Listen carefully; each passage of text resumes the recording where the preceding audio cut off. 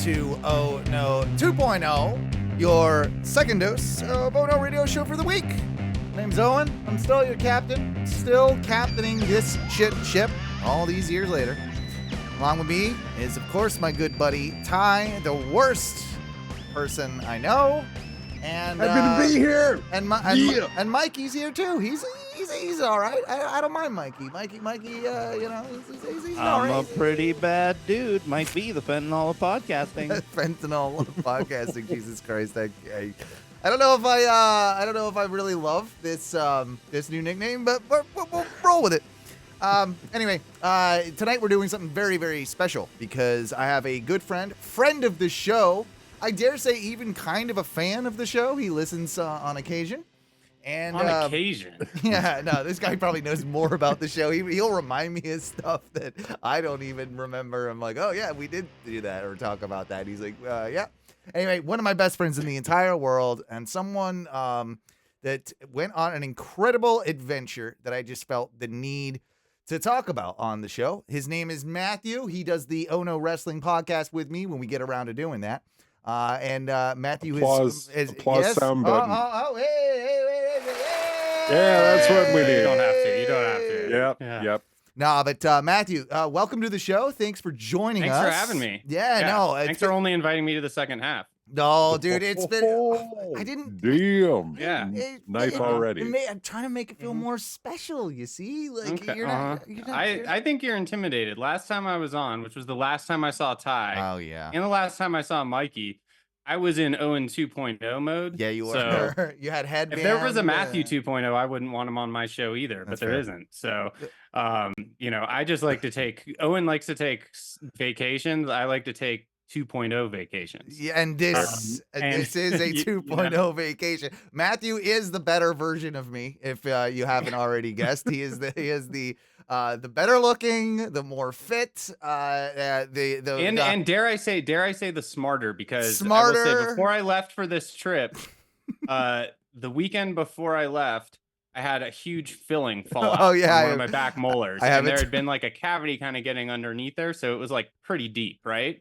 And so I'm talking to Owen like 4 days before I leave, and I was like, dude, this filling fucking fell out today. And I was like, it's deep. Like when I look at it and like feel it, I was like, it doesn't hurt yet. And I was like, but I'm gonna be gone for a while. And he was like, don't fucking worry about it. Like he was like, just deal with it when you get back, like blah, blah, blah. And me being Owen 2.0, I was like, you know what? I'm going to go get this fixed the day before I leave. And I went and got it fixed. And Owen's like, pussy, blah, blah, blah. And then all of a sudden, I'm in the middle of the South Pacific Ocean on an island with less than 5,000 people. And I'm talking to Owen on Messenger, and he's like, I think I'm going to die. And I was like, and he's like telling me about his teeth. He's like, it's like a brain thing. Like, if I read you this thread, like it sounded like he was gonna die. I was trying to be hopeful and everything. And we talked about it too. Like you guys did, yeah. I mean, he told me earlier, but like they didn't actually do shit to his mouth. I know. Yeah, I heard you ask earlier. Yeah, just wear a mouth guard, which means Owen's the pussy. Probably. I'm mad at Owen. Yeah, bro. My teeth are literally being yanked from my head. I'm not wearing a mouth guard, you soft bitch. Yeah. Fair enough. Owen's like, yeah, I'll go wear a mouth guard to do the most extreme thing I do, is just sleep in bed next to my wife. Yeah. I'm grinding my teeth a little bit because I'm stressed out. So let's just say, if you're listening to this show, do not take Owen's health advice. That's probably a good rule to live by. I'm not even gonna lie. But Matthew, let's start at the very beginning, and let's explain how this all kind of started. Your fascination with animals and adventures in general, what you've done in the past. And where this Boy Scout camp. Is it Boy Scout camp? Well, no, where this he's done some crazy stuff in the past as well. Men Scouts. But this to me, I want to get into like the amount of preparation that you had to, go through to even make this like worth doing. And then explain the adventure. So Matthew, before we get into exactly what you did, what inspired you to do this? What have you done in the past that got you to this level to be able to even like think about doing something like this? Because it is fucking nuts. So yeah, ever since I was a little kid, I love fucking animals, and I like cool animal encounters, and pretty much like most of the things I want to do in my life involve like large animals or some sort of animal that I've wanted to see for a long time, and I want to like interact with it. If I can touch it, even better.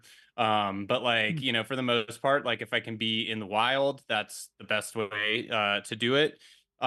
So You've yeah, done. ever I since know I was a you've. I know kid, you've ever since I was a met kid, I know you've met hippos before. yep, that was a big one on my list. I still though that one I like really wanted to feed it a melon and it would like smash it like a Yeah, melon, And the yeah. hippo that I got to meet and got to feed, which was a lifelong thing, wouldn't eat round things because it had this ball in its pen that it had grown up with that it treated like a girlfriend, and it was like very fucking like horny and aggressive over it. If like anyone got near it, they tried to take it out and it wouldn't eat anything round. So they had to chop up all its food.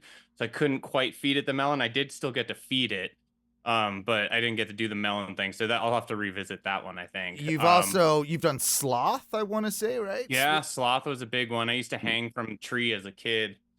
And pretend I was a sloth. I used to pretend I was a hippo. My mom said I would like be in the bathtub as a little kid, and I'd like put my little back up and like my little head with like the water right here and like move around the bathtub all awkwardly and stuff. So yeah, sea lions. I definitely want to. I'm large cats. I'm really enthused with large cats. They're really scary though, just because they can turn on you in fucking second. Man, you see those videos of those dudes that are like cuddling up with lions, and you just think like, man, there's that 1 millimeter away of just like, or that 1 second away of like that thing just deciding, right? Like in like jugular, and you're done. Like that's it. Like that's crazy. Yeah. When I was in Panama, I made my buddy drive through the mountains for 3 hours to find this little town called Volcan because I wanted to get a sloth and like meet a sloth, and like I was calling all over trying to like it was my dream to like feed a sloth and hold a sloth, which I got to do. It's fucking amazing.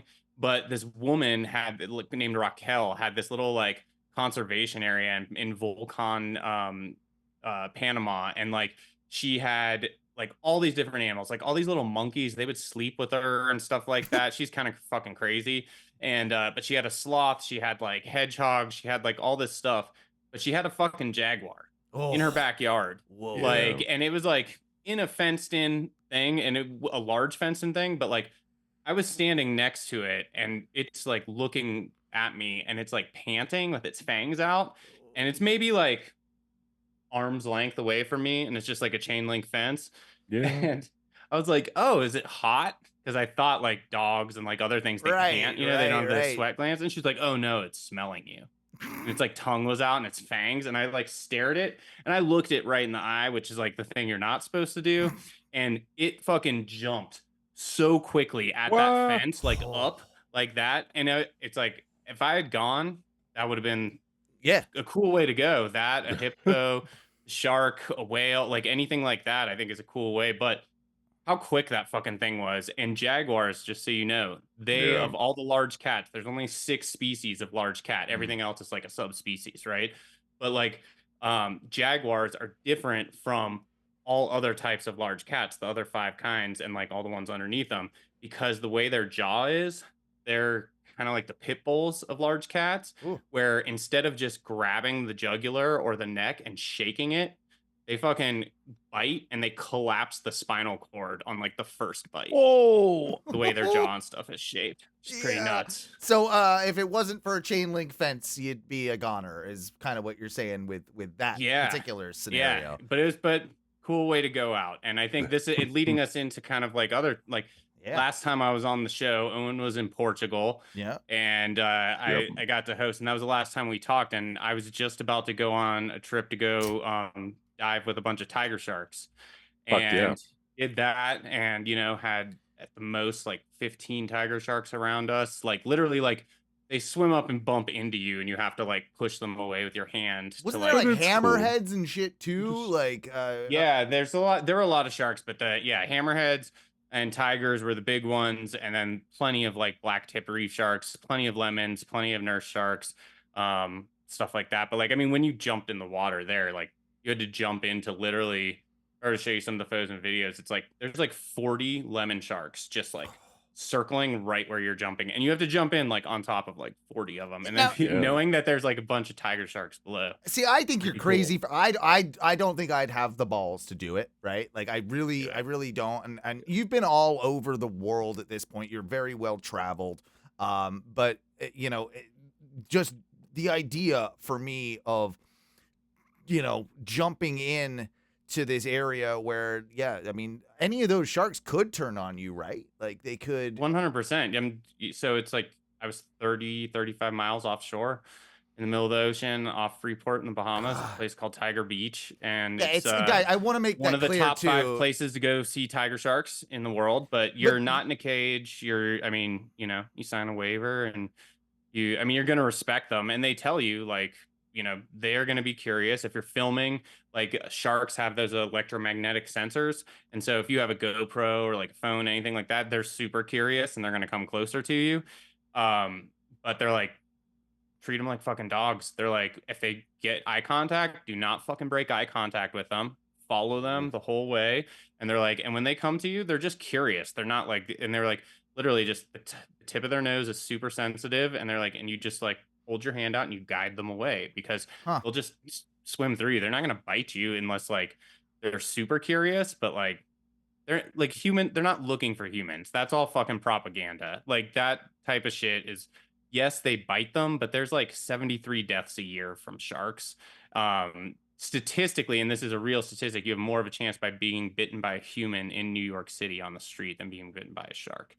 So, I believe that probably. And more people die a year from coconuts falling on their heads than being bitten by sharks. So yeah, I get that, but it's also something that I don't necessarily would feel comfortable like. I'm increasing the odds by hopping in the water right next to them, right? Like, dude, you get like that hit of fucking adrenaline. Of course you do. Yeah, you're like, this is fucking awesome. You're like, I am in their world. Like, I came to like their home stadium to play this game, so they have fucking full on advantage, and I'm just gonna trust that like this is gonna be cool. So and I really want to experience it. That's the thing. I have this thing. I just like looking like this like wild animal in the eye, and like this the big thing we'll get to like with the one that I just did with humpback whales. Like them just acknowledging you is so powerful. Like not like you going out it's like, no, I tried to do this thing as minimally as possible to like be in your place, and you have come to me to check me out, and like you could fuck me up at any moment, but like chances are you're not going to, and I'm not gonna like antagonize, but like you have this moment that is just the coolest thing to me, that like, you know, people lose it nowadays. People don't even look at each other in the street, you know, like I walk my dog all the time and it's like I try and say hi to people, like, and people just don't look at you. They'll like look at you coming up, but the second you fucking are close enough to make that eye contact, they immediately look at their phone, turn away, like look at something. It's really weird. And so we've kind of lost that as a species, I feel like, which is weird. But is that part of the reason that you wanted to do this adventure? And like it like I know I'm assuming that the shark experience was kind of like a lead in towards what you ended up doing on this adventure, right? Like yeah. So like the shark one, definitely. And coming off of that, like my buddy Drew and he lives down in Miami. So he's down in Florida, but he's been one of my best friends since 3rd grade. So we travel a lot together and do. He's like the one dude that like he and I will go do anything together. You're like the you want to go like try and figure out how we can go swim with anacondas in Brazil in a river. Let's go. We're gonna try and figure that out. See all that, all that. You know, Matthew.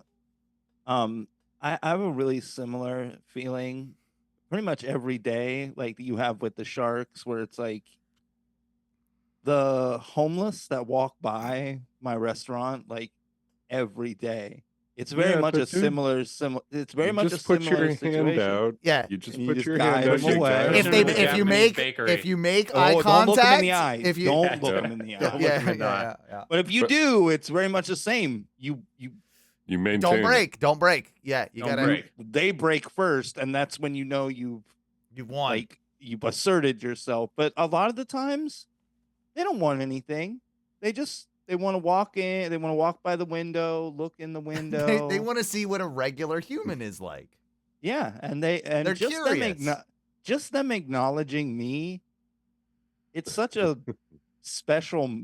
I don't know. I feel so small. They're like, you know I'm in their world. You know what? They probably feel a million times better with you acknowledging them. I try to. You know, you might be the only person that day. That's true. That is true. That is true. So as we said, you had this aquatic adventure with the sharks, and then I remember you talking about this around a year ago, that you you got done with that and you were like, I think I want to do this. Now explain to the peoples what that thing was and what it would require. Yeah, so I've been into diving, like scuba diving, like as long as I can remember. So when I was a kid, had an older brother and 2 younger sisters, and like my dad was into diving and no other kid was. I was like, I'll do it. And so when I was like 15 and could get like the PADI open water like junior thing, I did, and that was kind of the thing. My dad and I would go places and like do stuff, and like go on just like little diving trips together and stuff like that. So it was kind of like a way for us to bond and stuff like that. Saw my first set of tits in the wild with my dad in the Turks and Caicos. We were doing the shore dive and we took a break, and we were like, I was like 15, 16, and like he was like boobs. And like, yeah, and like let's just say like maybe I'd like, you know, tried to feel something up, you know, that wasn't formed previously to that when I was younger, you know. So this was like big woman tits, you know, and like we're walking down this beach on this break, and like this lady is just like walking like straight towards us with her husband, just with her top off. And my dad still would probably talk about to this day, saying he's like looking over at me, and I was like glancing, like trying not to look, but like totally looking. Yeah. So we did scuba diving, and that was fun too. But yeah, so like my buddy and I were talking like, what other things can we go do? Like the shark one was cool. Like, and we've talked about like other sharks. Like obviously, I think the only one that maybe I wouldn't get into without a cage is a great white, but maybe also oceanic white tips. But he really wants to do oceanic white tips. But I don't know much about oceanic white tips. Are they aggressive? They're like a great aggressive. So it's like a great white in a sense, but you stand a chance of them just deciding just to bite the fuck out of you. I mean, if they wanted to. Call me a harsh critic, but like just trying to get things that are more aggressive under your belt, doesn't that seem like the weird way to experience these things? Yeah. So my friend is super into sharks, which is why we did the tiger sharks, because ever since he was a kid, he's been talking about swimming with tiger sharks. I mean, and so like he knows all about sharks, and the oceanics are, I don't think like, I just think it'd be cool to see a fucking great white. Like it'd be cool to see it. I ain't getting in the water with it. I think it'd be fucking really cool from a boat. But oceanic white tips are very well known. They're in very deep water, and like basically like if there's like a boat that goes down, capsizes, a plane that crashes, like they fucking they're the ones. They're the ones. Yeah, that you hear those. You hear those stories. Yeah, I've heard those stories of that. They will swarm. So they're pretty aggressive, just in the fact that they kind of like eat anything. But anyway, so we've talked about that, and then it's like obviously, you know, things like whale sharks. I think we've both done manta rays, couple of other things, and so we were looking, and we were like, what other things could we do? And I was like, what about like fucking whales? And like, where can we go swim with whales? And swimming with whales, it's highly regulated, and you have to go. There are very few places that allow you to do it, and the number of places that allow you to do it with certain types of whales, right? You can go get on a boat and fucking watch whales like come up and like in Alaska, like you see some of that. Yeah, you could do that in Baja California, Mexico. Right. Like you could do it. I mean, they're all over. You could go do it in Massachusetts and Cape. Cape, there's fucking great whites and humpbacks out there. Matthew, I've literally petted an orca as a young boy, so I don't know why it's so hard. I went like an hour away. I put my hand on it. I was like, "Oh, look at this." Was its fin? Was its fin floppy? Because if it had done the Oh No radio show and tell, it would have just brought its fin and been like, "I'm fucking sad." Yeah, it was a real floppy fin orca. I think your orca probably had an eye patch. You on. probably had a larger chance of that thing killing you than meeting an orca in the wild. I mean, hey, listen, if I would have been the one kid that got orcas banned from SeaWorld because it like got my arm and just took my arm away. Yeah. Would have been worth it. That's how you should tell people. That's why you should tell people you don't have teeth. Be like, when I was a kid, man, I went and saw Shamu, and like literally went up and they were like, "Oh, it'll kiss you," and it fucking boom straight through and knocked my teeth out. You do need a better story about your teeth. Like you do actually. Build it up. I hit him with a bedpost and yeah. So anyway, you get this desire to now go see some whales, and I imagine that takes a bit of research to figure out where do you go? Where do you go? What type of whale do you want to see? Sure, gotta ask yourself that first and foremost. Were there other like whales? We know you saw the humpbacks, but were there other whales that you were thinking of? Like, can you go do an orca thing? Can you? I mean, I know orcas are pretty aggressive too, right? No, they're not aggressive to humans. They're aggressive to boats off the coast of Spain or wherever the fuck that people are on. But they are so fucking smart. They they definitely are not trying to get humans. They know what the fuck's going on. So were there other whales on the list? We're not on their menu. I think you would have to like actively like find an aggressive one or like do something to one that it didn't like for it to like feel like it was defending itself, which you shouldn't do. Whale. Right. Passive aggressive thumbs up from me. Great job, whale. The place I want to go do it is in Norway. You can do them. There are orcas all over, warm water, fucking cold water, wherever. But then the ones in Norway, it's like I want to have that cold water experience. And I want to see there's different subtypes of like actual killer whales. There's like this one that are like the K2 and they're like the most fucking like they are the fucking apex predator. Like they are it. And like you can go and get in the water in Norway with them. Norwegian whales. Is there like a soft, like very cool, like really laid back, like nice whale that I could maybe? Yeah, fucking humpback. I just did it. Yeah, well, that's the guy. Yeah, dude. So the other one I was super interested in was sperm whales. We looked at those. Those are in Dominica. Because you're a pervert. There's a pod of about 200 of them that are around there, and like when you do free diving and stuff, which I'll get into in a second, they do sleep vertically, and you can like float vertically, and you can like free dive down and swim around them while they're fucking sleeping, like in those vertical like floats. So we were looking at that. That one was really fucking expensive. So that might be later down the road. Sure. But also I was telling my buddy, I was like, dude, also we don't have to do it through this. Let's just go to Dominica.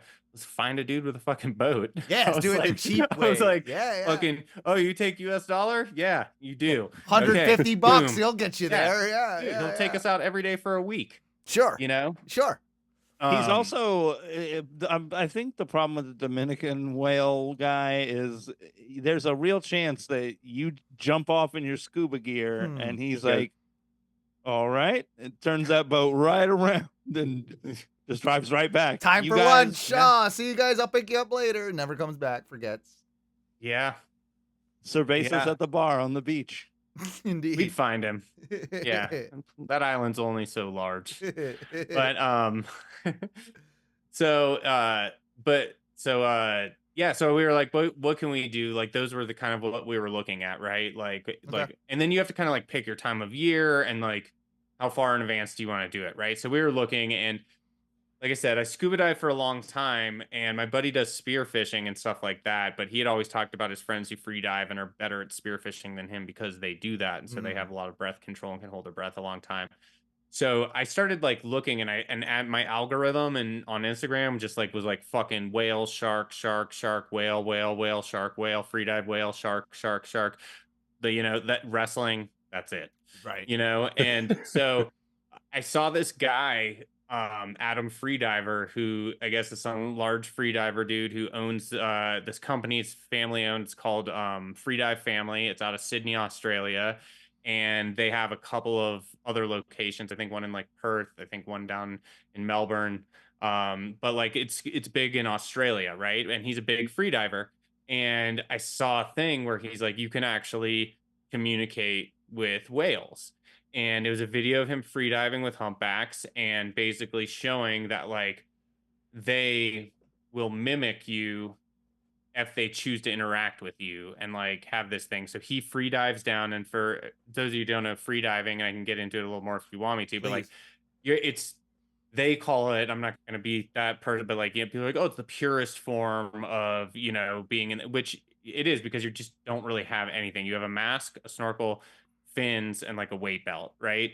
And the goal, like the people who free dive, if you're like doing competition free diving, you're tethered to a line and you hold your breath and you see how far go down as deep as you can go, and there's some crazy records too, right? World record is 432 feet. Holy shit, dude! Nuts. That's crazy.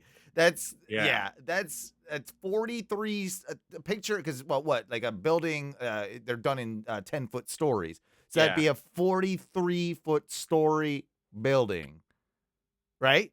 Like underneath the water. That like. Jesus, that's insane. I mean, the getting down part, it's one thing. It's the getting back up. Yeah, there's a lot of like physics and you have like to be physiology. patient, right? Like that's you gotta be so patient. It's you gotta have your heart rate at a super chill level. You gotta like. You can't. I don't think you can do this. I don't think you can do this all hungover and like not feeling great. You got to be kind of like be in like a zen mode. So they say like don't drink alcohol. They're like don't smoke, don't drink caffeine. Like tell me the best free divers. They're from France, right? They're from France, and they fucking smoke and they drink. They're like literally in between. I bet you I'm awesome. Smoking. I should probably do. I'm gonna say Owen's literally trying to free dive. He's like emergency puffing like one last camel. He's like, okay, but down we go. Yeah. So you had to train yourself like once you decided you were gonna do this trip, you were gonna go from this like outfit out of Sydney, right? So I found this guy and I was like, I'm gonna do this, right? And so I reached out and he was like, hey, these are the dates, like here's the website, like blah blah, and there's like a deposit. So I looked. And you have to book this out like way fucking in advance, right? Like, so like I booked it. It was about a year. It was about a year. It was So I sent my deposit in about a month ago today, last year. So like a little over a year. Yeah. And so, and I remember talking to my buddy Drew and I was like, hey, like there's only 2 spots left on the fucking last week. Cause this company does 7 weeks every single year because swimming with whales, like I said, highly regulated. People have to have licenses, all these types of things. There are only a few places in the world where you can go swim with humpback whales, right? Those areas being Tonga, where I went, or like French Polynesia. And French Polynesia is like Tahiti, like all of those areas right around there. And so like they have quite a few licenses, right? Tonga has 6 licenses that they give out, right? And so we had the company I booked through the retreat that we stayed at, they have 1 license. You can have multiple boats on that license. It's like up to a certain number of people.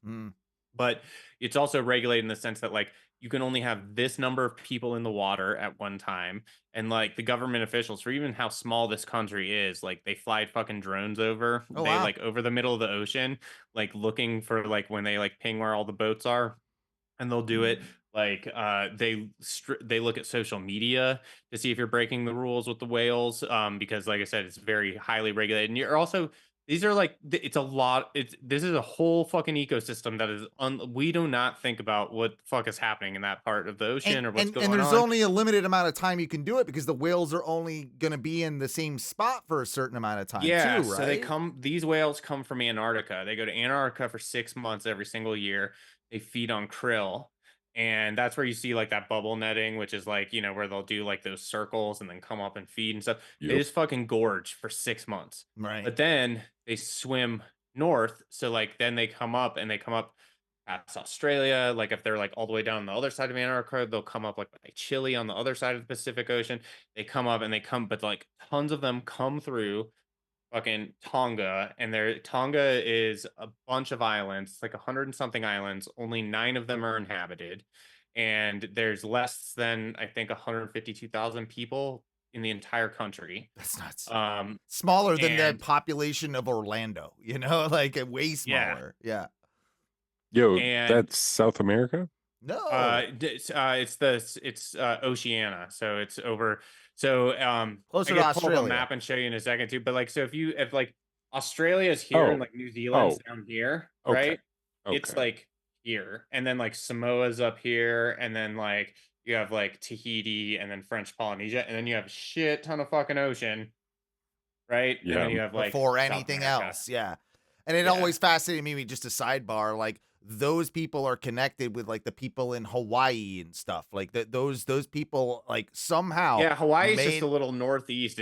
But they weird made it. They island hopped. A lot of those places are connected. That they island hopped island to island, and like the Samoans and the Tongans and like all of that is sort of weirdly connected because they did once upon a time sort of travel by canoes almost to get to these places, you know, like these barges and all that. It's nuts. Still, dude, there's people in fucking Papua New Guinea, like in the 70s and 80s and shit. They were still like uncontacted. And it's incredible. So you figured that you would have to, when you got all this booked, you figured you'd have to get the most amount of the experience, learn how to free dive, I'm guessing.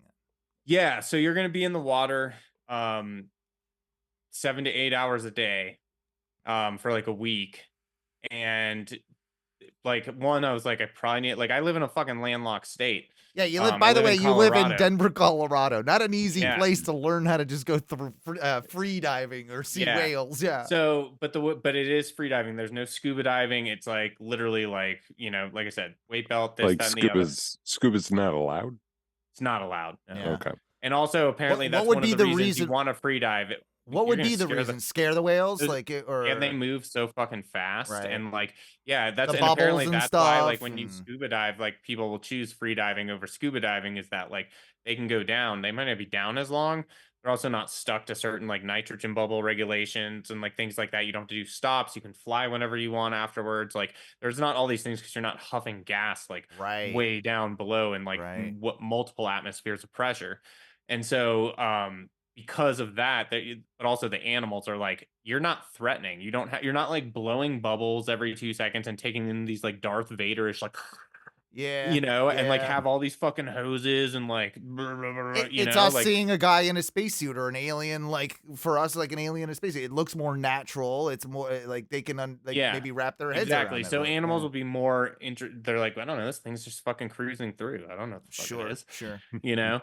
And so I was like, if I'm gonna do this, booking through the freediving thing, like I'm gonna learn how to free dive, right? And I was like, I already do like meditate and breath work, and a lot of my breath work stuff I do, like I even do like a lot of like shamanic and psychedelic breath work and shit. You can do so much and get yourself so fucking high off of it. And so like, yeah, you can add some weed or some mushrooms, so you can get even higher. Make your brain just drip DMT. It's crazy. But with the breath work, I was already doing some long breath holds and stuff like that. But I was like, all right, I have to figure out like how to do this. Like if I want to like swim down with a whale. Well, it's one thing. It's one thing to do it sitting in a chair. It's another when you're actually like got fins on and you're like using bodily like physical activity while you're doing that breath work. I imagine is a completely different experience. And you're going down where pressure is changing consistently, right? So there's certain ways to do it. So I decided, I was like, all right, I need to look into getting certified. So I was like, then there's certain levels of certification. There's like wave 1, wave 2, wave 3. And like those things say like how deep you can go and like, or like how deep you've gone and like what kind of rescue procedures and things like that, you know, like blackout procedures and stuff, right? So I did the first one, and then I ended up doing wave 2, which is down to 60 feet and back up. And but during it, you do what's called, you can do static apnea, which is breathing techniques on your own outside of water, or you can do dynamic apnea, which you can do dynamic apnea if you're like walking. And I'll explain the apnea part in a second, but like but most of it's going to be in the water. And if you're doing dynamic, you want to have someone around because you're moving and you're like standing or swimming. Like a spotter almost, over. like if you're Yeah, you could black weightlifting. out and fall over. But if you're just doing static apnea, which is doing breath work by yourself and doing long breath holds, then you could pass the fuck out and it doesn't matter. You're going to wake up. Sure. Like, and it's going to take way longer than any of you would think for you to pass out, actually, because you have plenty of oxygen in your body. And this is like the biggest thing that I learned. So when I was a kid, it's crazy that I chose to do this because, like, no shit, my biggest fear was drowning. And like I would have this dream.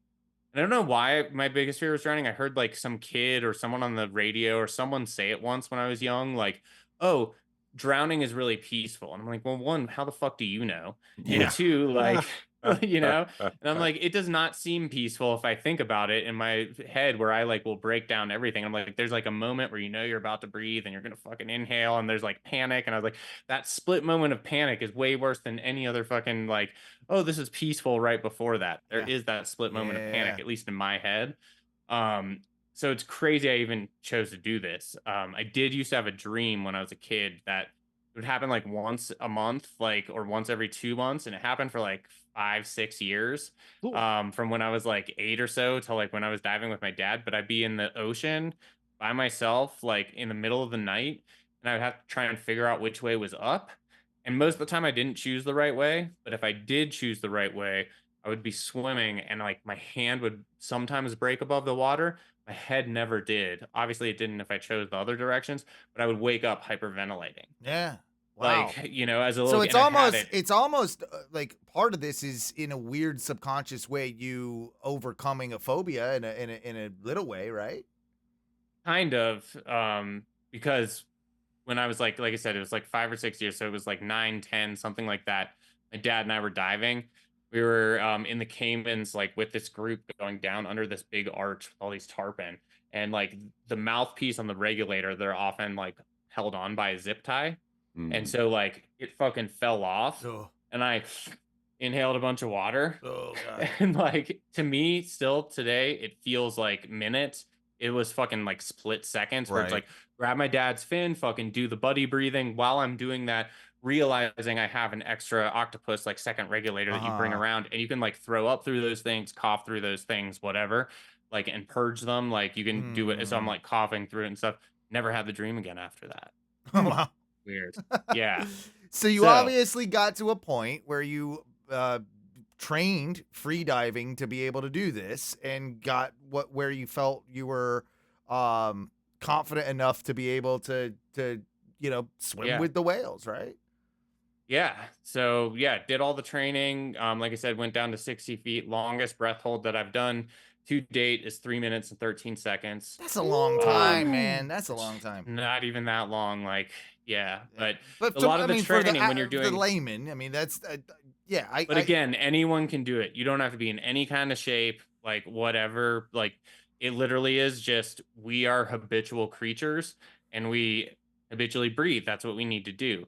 But how are you breathing? When are you breathing? How often are you breathing? How many breaths per minute? That's why people like measure these types of things, are ways that you should. I've read a couple of books on it now, and even just like free dive books and breathing books. They say that it's like 5.5 breaths a minute is like in and out through the nose is like the perfect breath. And this is found through like even thousands of years ago and tons of like ancient texts and things like that. That is like the perfect breath, right? So during all of this, and still to this day, I actually even tape my mouth shut when I go to sleep. Oh, you're one of those guys. And like just to breathe through my nose, I've like used my Apple Watch and like watch like I like track it on this one app, like my heart rate, like different types of sleep cycles and all that stuff. It fucking changed completely. Lowers your blood pressure, breathing through. It's like the way you're supposed to do it. So yeah, I was like, I want to go swim with some whales. They're fucking really big. I feel like I should probably be able to maneuver. And if I want to like have this moment where I look it in the eye and like try and like interact with something in the wild, then, and this thing is giant. I mean, they're anywhere from 40 to 60 feet. They're, 40 to 50 tons. So that's 80,000 to 100,000 pounds. The eye is as big as a fucking grapefruit, when it's looking at you. And I was like, and if I'm going to do this freediving thing, I also don't want to be that like newbie pussy. Like, I was like, I'm gonna get my fucking accreditation and do this shit. So I trained, did it, and my buddy, when I said I was gonna book it, I was like, there's only 2 spots left, and I was like, you need to tell me. Like, I was like, I'm going to fucking do this, and this was like a big thing because I just turned 40 at the beginning of August, so it was like my birthday gift to myself. Like, I'm gonna fucking train and do this and do it right. And so he said he couldn't do it, like financially speaking and stuff. He had another trip to like Rajan Pot earlier that year, and he's like, it's going to eat my funds. So I was like, all right, well, I'm just going to go. So it was also like, Owen knows me probably, you know, obviously better than the two of you, but like, I can be extroverted and get along with anyone and like do it. I can fit into like any fucking thing, but I do like also like, I've got like a tight knit circle. It would be nice to have a buddy to go on halfway across the world or the whole way across the world. To, like, it'd be nice to have a buddy to every now and then, do like, this crazy thing. But and I've traveled often by myself, but this is like the farthest and the longest amount of time. Yeah, that I went by myself. So I was just like, fuck it, I'm gonna do it. I'm turning 40. I don't know, like I was like, fuck it. I don't know. Everyone else I know is like, oh, my perfect fucking day is like, you know, my parents take the kids and like we sleep in, like, go to brunch. I'm like, that sounds fucking boring, and also like what I could do every day. Sure. So like, you know, true. So yeah, so I decided to do it, and so when I booked everything, I realized that to get there, there's obviously there's a lot of ways to get there, right? But like the main ways, you're going to end up having to hit fucking Australia, New Zealand, or Fiji, right? And Fiji has always been on my list. Like ever since I was a little kid, those Fiji water bottles with the waterfall, it's now just like a flower. Like there's the waterfall. They don't have the waterfall on there anymore. It might be smaller, but they did change it to just a flower. Oh, I remember the waterfall was like, oh, I'm drinking from the waterfall. Yeah, exactly. Yeah. People used to drink that water like you were god. Oh yeah, man! What square bottle? If you had the square bottle Fiji, you were a highfalutin individual. Do you know why they do a square bottle? Because it probably ships better, easier to pack. Yeah, it's more efficient for packing. Yeah. They're for some reason the only water company that's figured that out. Dumbasses. Yeah, they can also fit more in a fucking box. Makes common sense. Yeah. But anyway, so I've always wanted to go, and like my brother always knew that I wanted to go ever since I was a kid. And we must add that little like tragic piece of the story that you lost your brother, like almost it'll be a year on October 27th. And part of this was to do something that you guys wanted to do as well when you were kids that you talked about, right? Yeah, and so that was so I've always wanted to go to Fiji, and so when I saw that like that was an option, also the shortest length of time to get there, because it is on the exact like opposite side of the world, but also it's like a day ahead. But the way that happens is you're across the international date line, and but like the perfect flight. So I left at Denver. My flight was at like 7 p.m. And so like I flew to San Francisco, and I had like a 3-hour layover, and then my flight left at midnight. On a Friday night, and on a Thursday night. My flight left on a Thursday night at 11:55 p.m. and then I got there at 5:15 a.m. on Saturday morning, into Fiji, but it was only a 10-hour flight. Right. So that's how the math international date line. Yeah, it's confusing. I was like 19 hours ahead or something. But like it was only a 10-hour flight, so it is kind of quick. Actually, it's fairly quick to get to Fiji. It's not much longer than for me going to the UK. Like it's exactly. I mean 9.5 hours for us to get to the UK. You know, so it's not that different. Yeah. So when I saw that it was an option, I decided like I'm gonna like go to Fiji and stay in Fiji for like 5-6 days. I've always wanted to go. Fuck it. Like it's my 40th birthday that I've just like, I deserve it. I'm just going to do some shit for myself. But also like, because my brother passed and we had always talked about, and he'd always like kind of talked about saving like money to try and take me. Like it was one thing, like my mom always remembers him saying to me at my high school graduation, like I've tried to put aside money. I'm trying to save up. I want to take you to Fiji because you've always wanted to go. Like he did it when I graduated college, like blah, blah, blah. And like, never happened, but I was able to get my mom to get some ashes for me. And so I did take some ashes, and fucking at one point went and got a kayak by myself, took it out into the sea, went and fucking away from everyone, found a black sand beach like that he would have loved, and fucking like went and like fucking like pulled down a little flower, hibiscus flower, and fucking like little piece of coral set up, and then like we had some words, and then you know, let him go into the ocean for the fish to eat or whatever. So I think he'd like the black sand beach. Beautiful. But it was a good little closure for art sure, too. for sure. Plus I'd always wanted to go to Fiji, and like when you start looking at, you think Fiji and you're like fucking gorgeous islands and stuff. Then you're like, oh wait, when you look into Fiji, it's like, what type of Fiji experience do you want to have? Because that shit's like 332 islands. And like, yeah, and Wow. like do you want to live on like an island by yourself with no one for a while? Like, you do you can want do to that have apparently, amenities or no amenities? Right. Like, do you want to like, you know? So I ended up going to this island called Taveuni. It's the third largest island, but it's known as the Emerald of Fiji because that's where like all these waterfalls and stuff like that are. And so I did quite a few days of scuba diving on the third largest barrier reef there. It's called Rainbow Reef. It's like the most colorful, like all this soft coral and everything. It's not all fucking washed out like the barrier reef. And even I went there before it was that washed out. Did you? I did scuba barrier Lucky reef. you. Yeah. Fuck yeah. It was a good time, but I was like 13, so it's hard to recollect it all. But you good did. time. Yeah. Nice. What? Scuba.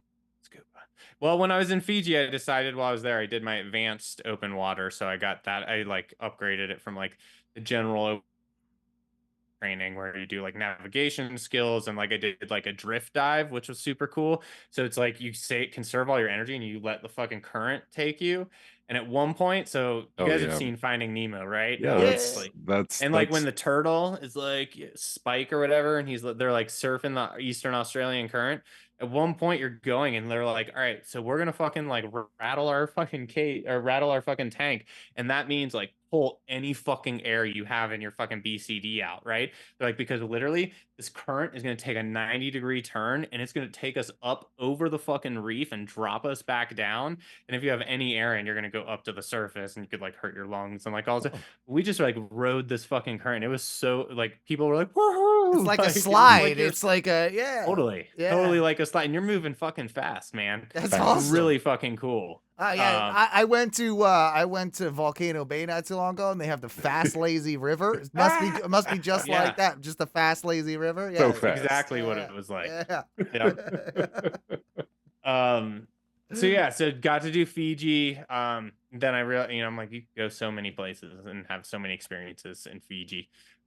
Would definitely love to go back. But then I ended up going to Tonga, which was the main portion of the trip, and that was for a week. So that was like on a little like island hopper plane type thing, right? Little tiny island hopper plane, yeah. So part of this experience is really interesting as well. Just even the travel and what you had to get into there, because I do want you to tell the guys about your meetings with the locals and local meetings. I also Owen, you'll like this, you're a racist. I kind of have beef with the Chinese right now. The Chinese they were dickheads to you, right? They were dicks. Dude, they were dickheads to me. So all right, so like I said, Tonga is a group of like 150 something islands, 56 islands, but only like 9 of them are inhabited, right? So the main island is called Tonga Tapu, and with like 152 or less than 152,000 people in the country spread across 9 islands, like it's not huge, it's what you would think it is, right? And so going into there, there's limited locations to book and to stay, right? But I was getting in at 12:15 a.m. and then I had another flight on an even smaller like puddle jumper over to the second largest island, Aua, and that was at 8 a.m. But I needed a place to sleep, right? I'm like, going to this country, I don't know anyone, like anything, like so like I booked a place out through booking.com like 6 months in advance, right? 2 weeks before I leave, I get a message on booking.com saying that the fucking location was instituting a cancellation. right? Mhm. So I'm like talking to the people and I was like, is this normal? Like, what's going on? You know, and they're like, the lady on booking.com, so also fuck booking.com. The lady was like, oh, so you're canceling this? I was like, no, they're fucking canceling it. And Yeah. I'm not fucking cool with it. You Yeah. know, like this is I bullshit. call bullshit. Yeah. Yeah. It's like a Turns car out- alarm on the side of the road that, you know, like. Yeah. And I was like, there's nowhere else I can rent. Like everything is fucking booked, right? And there's not like, it's not like big You're hotels. leaving from the same airport? Couldn't you just chill? So that's what I told myself, right? So I was like, I'm gonna chill, right? But so they canceled it, and I was like, I'm just gonna spend the night at the airport, spend the night in plenty of airports, right? It's lame, but no big deal, right? Well, it was kind of sketchy. Like it felt sketchy. I realize now that it wasn't because everyone there is really fucking nice. Like the Tongan people are so nice and so welcoming and lovely, and like they do just care about people. So I never, but like, They give you a all right, J. this airport is only open twice a day, right? And it's because there's like a flight that comes in the morning and there's a flight that fucking leaves at night. And like that is a international airport, right? And like literally I have a picture where like the baggage claim is like the international terminal at least has the ones that are like actually like moving. The domestic terminal is just like a cutout where it says fucking baggage claim. There's a dude who's just like, where they throw them in a baggage pile in and Yeah. you go Like- find it basically. Like Exactly. Yeah. Come find your luggage here. Yeah. plebeian. And so I was gonna have to leave from the domestic terminal, right? Which was obviously even much smaller and much shittier, which I didn't even know at the time. But like when I get in, I'm like, there's not much here, right? So I was like, I guess I'm gonna stay on this bench for a while and then I'm gonna go. So this big Tongan dude fucking comes up. He's like, where are you going? And I was like, nowhere.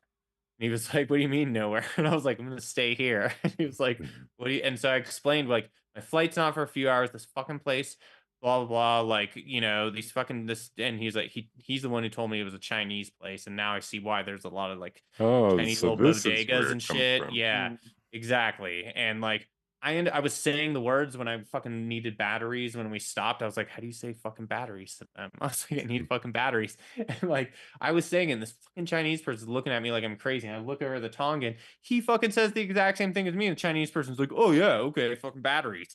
Like motherfucker. Like, yeah. And they're the reason you like couldn't get that hotel room in the first place. Because it was a Chinese run hotel, and there is a 53rd annual Pacific Islanders leaders thing happening that same week. So they fucking kicked me out because they could get more money. Yeah. Classic Chinese. Classic China. Chinese. China. Good Kick old out the guy you China. think's American but is really Canadian. Yeah. Yeah. Exactly. Yeah. Yeah, we all look alike to them. So you're at this sketchy. You're North at this, Americans, that is. Yeah.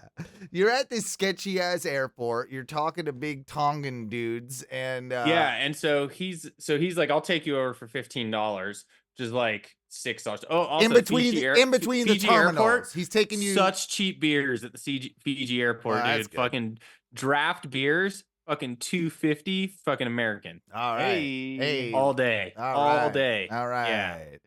So wait, the money situation, Matthew. Did you just bring American cash with you, and That's a it's just good pretty much is honored everywhere? No, so I did read because like the island I was going to, there's one ATM and it was broken. They're like, you need to exchange, like people ATM will on the want like island. Tongan, like the Tongan money. So I ended up when I was in Fiji, I ended up cashing out like a bunch of American for Tongan. Was it like, hey, give us $1 American to Tongan? Well, you're actually now a Tongan millionaire. So yeah, pretty much. It was like 41 cents with the conversion rate, or like it was like 41 cents was like one Tongan dollar. 41 cents American was one Tongan dollar. nice. Yeah. And that was the reason why they said to also get money before, because again, they like this one island only had one thing, but like also they don't have like credit cards, and like people are like people do cash. Like people don't have like fucking bank accounts there. Like I don't think, you know, like at least like the smaller island I was on, like I could not see any way to have that. So it's like if you're gonna pay something, you should just pay the cash. So I just got the cash from when I was in Fiji at the airport, and Yeah, so I'm talking to that guy. He says 15, which, like I said, was cheaper in fucking American. And I was like, maybe. I was like, I don't know. I was like, I could just walk. I have lots of hours. He's like, it's like half a mile. And I was like, or whatever he said in kilometers. And I was like, miles, motherfucker. This is We in do between. So this is in between the terminals, right? Like this is in between the international. So I'm outside domestic. of the main terminal, which is also small. And so this other dude walks up to me and he's like, hey man, he's like, I heard, he was like this Tongan guy, and he's like, he's like, don't fucking pay that guy. He's like, seriously, I'm waiting for this dude who's coming in from Germany. He's on the same flight as you probably. And he was like, he's staying with in my guest house with my wife and I. And he was like, for a couple of days. And he was like, I can fucking take you over there if we pick him up. And he was like, I won't charge you, like whatever. And I was like, okay. And it just felt okay, right? And I was like, okay, yeah, seems all right. Then I talked to a German kid, this like 29-year-old German kid. And we start talking and everything, and he's like, he corroborates the story as to what's happening. And I was like, all right, cool. So I hop in this fucking sketchy little van, and dude drops me off, and there's no power on at the domestic terminal. There's 2 benches, both of them are broken off in one corner, falling down on the sides. There's a bunch of dogs barking and fighting in the distance, and the pitch dark to my side that I can't hear. A lot of roosters crowing and cocking, like in the middle of the night, and like flapping and stuff going on. And again, no lights. Oh, this is great! I can't wait to spend my night here. Oh, you sure you're gonna be okay? I was like, yeah, I'm good. And he's like, all right, cool. And so he drops me off, and I was like, all right, I guess I'm just gonna fucking like sit here and like watch Netflix, right? So I pull up my iPad and just like sit there, and like 5 minutes later, all of a sudden, I just like hear this car coming at a clip, like these little lights, like it comes up so fast. This fucking van pulls up again. It's like, oh, you're still here. And I was like, it's like 5 minutes. Where the fuck dude. would I have gone? Yeah. I was like, it's been 5 minutes. I said this is where I was trying to get to. Like, I don't know why I would leave. But he was like, I am so sorry. He was like, I was just like, I was picking him up and everything. He's like, I don't know why I did not even think about this. He was like, just come stay at my place. He's like, I've already called my wife. I woke her up. She's getting blankets and a pillow and snacks and water for you. And he was like, come crash on the couch. He's still like in the guest house area. And he was like, do you want to come? He's like, you can stay here, but if not, he's like, you're welcome to come. And he's like, and have a place to crash for a few hours where you can actually sleep. He's like, I'll call a taxi when we get there to make sure that a taxi's going to come pick you up in the morning. And I was like, huh. I was like, okay. I mean, he already didn't kill you. He had the chance to kill you. Well, earlier, and so the German dude, he had this backpack with like a helmet and fucking a machete and like some rope. And I was talking to him. He was going to this little island called Fafa Island off the main island, a really tiny island. It used to have only like one little like hut on it that you could rent out, but the cyclone and tsunami fucking killed it. So there's no one on this island. No huts. He was going to live there for 50 days by himself with nothing but a fucking machete, rope, and a fucking helmet, and like some tarps. And he was like, I'm gonna fucking trap fish and fucking do this thing. He actually, we're friends on Instagram now. And because he was like, I was like, when you get out, fucking hit me up. Yeah. I want to hear all about it. Has he got back yet? Is he done? No, he's 50 days is quite a bit of time. He still has quite a bit of time, but he did like post like his reason. Like, it's like, I have a feeling I haven't felt in a long time. Feeling of not being able to expect. And it's so good. I will not see any human for the next weeks/months, living off what nature will give me. I never did this, and so there's nothing to predict, nothing to foresee, nothing I can possibly expect. There's no goal, and there's nothing to achieve. No words, no time, no phone, nothing to distract myself with. Just me and the trees and the coconuts. I'm 17,000 kilometers from home, and I might be alone for a while, but I'm so close with the best humans on this planet that they don't really feel that far away at all. So everything but lonely on this little island. See y'all soon. God. So he's got to be what, like 25 days in, something like that? Yeah, something like that. So, yeah. I mean, I wish that dude the best, obviously, because you. Yeah, me too. You got to chill with him because the guy didn't kill you, and you went. He didn't kill me. He went back to the place. He was a Mormon, apparently. Like, so I knew Tonga doing research. Yeah, they're that's very Christian. They're very Christian. Like Yeah. Sunday, everything shuts down. Like every business, like everything. You go to church and you hang out at home, and that's it. Like you don't do anything. Hang out with friends and like the entire country shuts down. Nothing's open. They're very clear about this when you research going to Tonga. Right. Like, Right. Don't also, expect like, to do don't, anything like, on jog the down the Sunday. beach Yeah. with your shirt off if you're a guy. Like they're Oh conservative. wow. Oh okay, like Yeah. that. Wow. Yeah. Oh, so they're like real Christians. Yeah. Like, Well, I wouldn't call them real Christians because plenty of them are Mormons. So this guy was saying, and he was just like talking in our ears about Mormonism, and the whole time in my head was like dum da dum dum dum dum dum. But that also that does also Fucking explain right. why he was so nice and why a lot of them are so nice, because the Mormons are kind of like, aren't they very very like give the shirt off your back type of people? Like they're so, very yeah. I think that's part of their creed, their religion. That's why it's really probably why he came back for you, is because he had a conscience and he was... I told plenty of people in Tonga this story afterwards, and they were all like, "Oh, that guy wouldn't have been able to sleep that night had he not offered." And so that's just a Tongan thing. That's just like what we Yeah. do in Tonga. Yeah, you know. Yeah.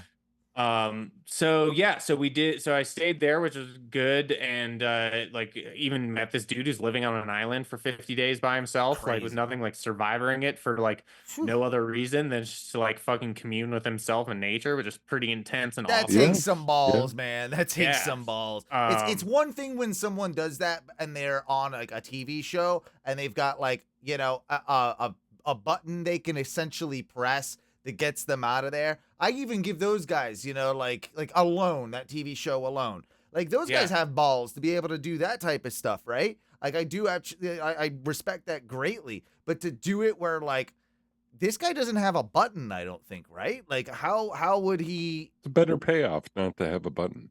Yeah. Well, and it also sounded like he wasn't like videotaping this or doing no content. He was doing it for him. He said he was like literally everything was off. Like he wasn't even taking the phone. I think like everything was being left at this other dude's place. He's like, I'll hold it for you until you get back, type thing. Damn, man. Dude, like honestly though, has that guy tried like stuff? I mean, I got a lot of stuff here at my house. Oh yeah. All awesome. Like Ninja Turtle figures. I think he has stuff. I think that's the thing. He's like, I don't think we need all of this, which is also like doing even this, like I said, like even just being with the whales, which I'll get to in just a quick second, but like being like, there's so much, like there were so many moments where I'm like, there's so much shit that like we just fucking put on ourselves that we think is important. It is 100% not, and we tell ourselves it is, and like we need to like care about it or check it or be worried about it. It's like you so do not like at all. Like for the most part, like, you know, it's like checking the mailbox. Like it's like 99% of the time you don't need to check that shit, but like 1% of the time you fucking better, because there's like jury duty or something in there. Yeah, like, no, you're 100% right. But so but yeah, so I went and I stayed. So there was a group of 16 of us and who all signed up for it. And like I said, it's very well regulated. I stayed at that airport. I got in, I met these people like at that domestic terminal in the morning.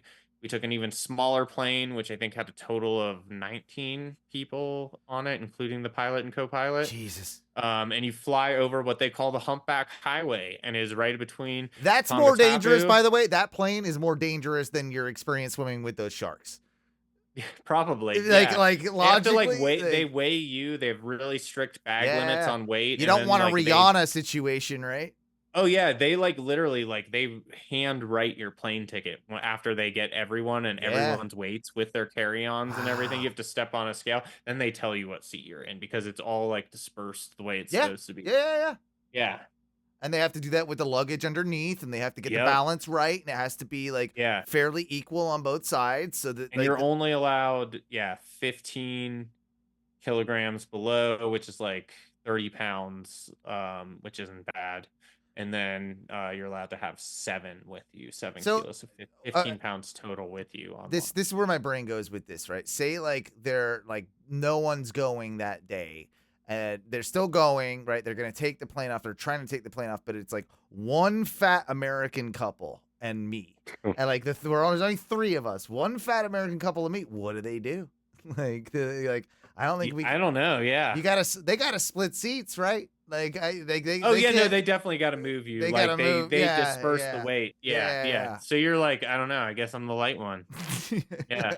They're like, sorry, we need one more skinny dude with a pot belly to fly. We can't get the balance right with these two. We need one. two Yeah. people. Yeah, in fact, you need the inverse of me, fat guy with like a weird concave like belly.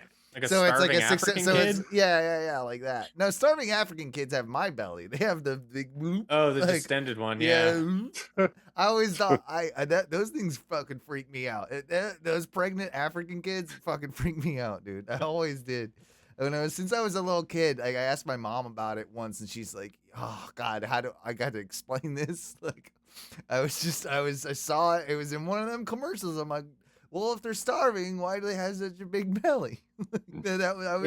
I'm still confused by it. I still really don't know how it works. But, like probably some sort of gases and things. I don't know. Yeah, I don't know. I don't know. Distended bellies. I don't know. Bacteria, worms. Something. But like, like, if they're starving, why do they have such big bellies? It was confusing to me.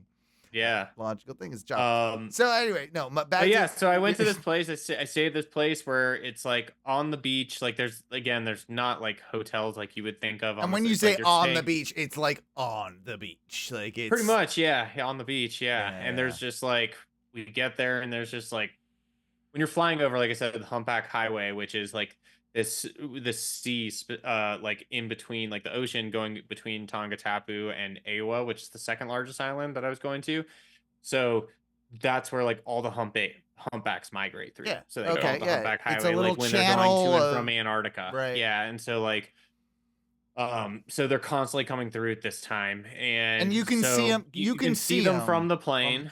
And you can see them from like the beach, like resort, like you can see them. So when we get there, like, I mean, the first time they're like telling us, because they're like, all right, you're getting in at this time. If you want more time on the water, you better get all your shit to get, like, toss your shit, fucking like come to the orientation, and then fucking gear up, get your wetsuits on, get like and then hop in the back of these trucks, right, to get to the harbor. And they're like, because we've landed later than the time that you can have the full amount of time for the day on it. So the quicker you are, the earlier you can get on, because we need to be in all whales fucking tours and everything have to be done by 4 p.m. In the country. So like, it's a hard cutoff. Like I said, government officials like at the harbor, like even though it's like a small fucking harbor, they're fucking there, like making sure the boats are in. And stuff like that. And so there's only 2 licenses on this island. There's 6 in Ewa. 6 in Tonga, 2 of them are on Ewa. So they have 3 boats that they do it off of. So like, you're on the boat with anyone from like any number of people, like be like 5, 6, it could be 8, like it could be 9, depending on like how they're shifting people daily. And you have a whale guide and you have the captain. And like, these boats are like, there's no bathroom on these boats, and you're gonna be out in the water for fucking 8 hours. Rain, shine, it doesn't matter if the fucking swells are getting to fucking like 8 feet, 9 feet, like fucking, like, unless everyone says I want to go in, like, we're fucking hunting whales. Like, that's what we're going to do. And like, you see all these whales, like I said, when we got there, and you're looking out, you can see 20 whales, 30 whales, like just fucking breaching and swimming and like doing all this stuff. And so you get in the boat and you're like, all right, we're going out for the day. You have a couple coolers that have like food and like stuff like that and like drinks and stuff. But it's like, basically, you're looking for whales that are like coming up and breathing, whales that are breaching, tail slapping, fin slapping. There's all these different things that are happening because the males are like trying to mate. This is like their breeding season also. So the mothers come up, they birth their calves, and then males are like looking to fuck. Right. And so you're looking at right after they birth a calf, they're like, all right, let's get back. There's plenty of other females. That's the ultimate Red Wing. Right. Did you make eye contact with a big old humpback dick?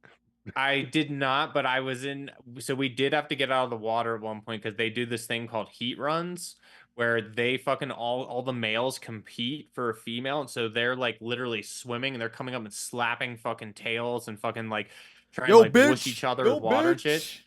I had no idea, and it's crazy because the marine biologist that was with us after, like, when we got out, he's like, holy shit, I've never actually seen that. I've heard of it, never seen it in the wild. We were looking down in the heat run.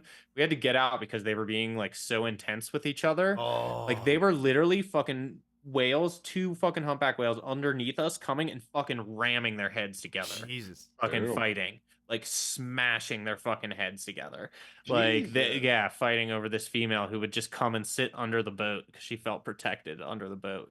It's Get like a little sitting underneath shade. it. Get a little shade. Yeah, well, chill all the out. males are fucking fighting them off, so that like the last male standing, the fastest one, the fucking last one that fights everyone off, like it's like, hey, what's up? You want to fucking? She still gets to decide whether she wants to or not. Wow, that's Yeah. real. That's good on whales. You know what? You know what? You fight all your friends, and then you finally get to the whale, and you're like kind of Yeah. winded, and you're like, "Hey, what's up? How's it going?" These And whales. Like, I think they're incredibly progressive species. They're very. I know, I agree, but yeah. it's gotta suck to be like you exerted yourself Beat to them the all max, off. Yeah. and then you're like, "Hey, female whale, Yeah. what's going She's on?" like, no, I'm good. No, get good. You Get look good. depleted. I don't Yeah, like you. look fucking depleted. Not manly enough for me. Yeah. So I did see that, but I didn't see any whale dicks. The marine biologist did say he did see one whale dick last year, and he was like, "It's the first time I've seen a whale dick." Whale dick So definitely conversations did wins. happen. Definitely wins the previous segment's big floppy, most glorious big floppy thing. That whale dick probably wins that, right? Yeah, probably. Yeah.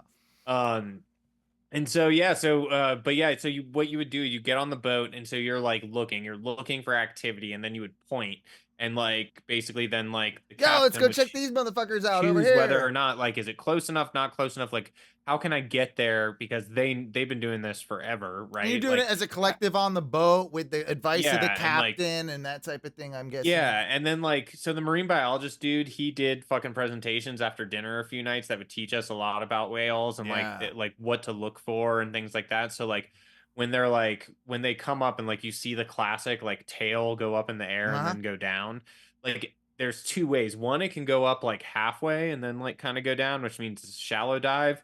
But like if they come up and they go, if you're like looking at whales and you're like, we're gonna go fuck with these ones, like see if they want to hang out with us.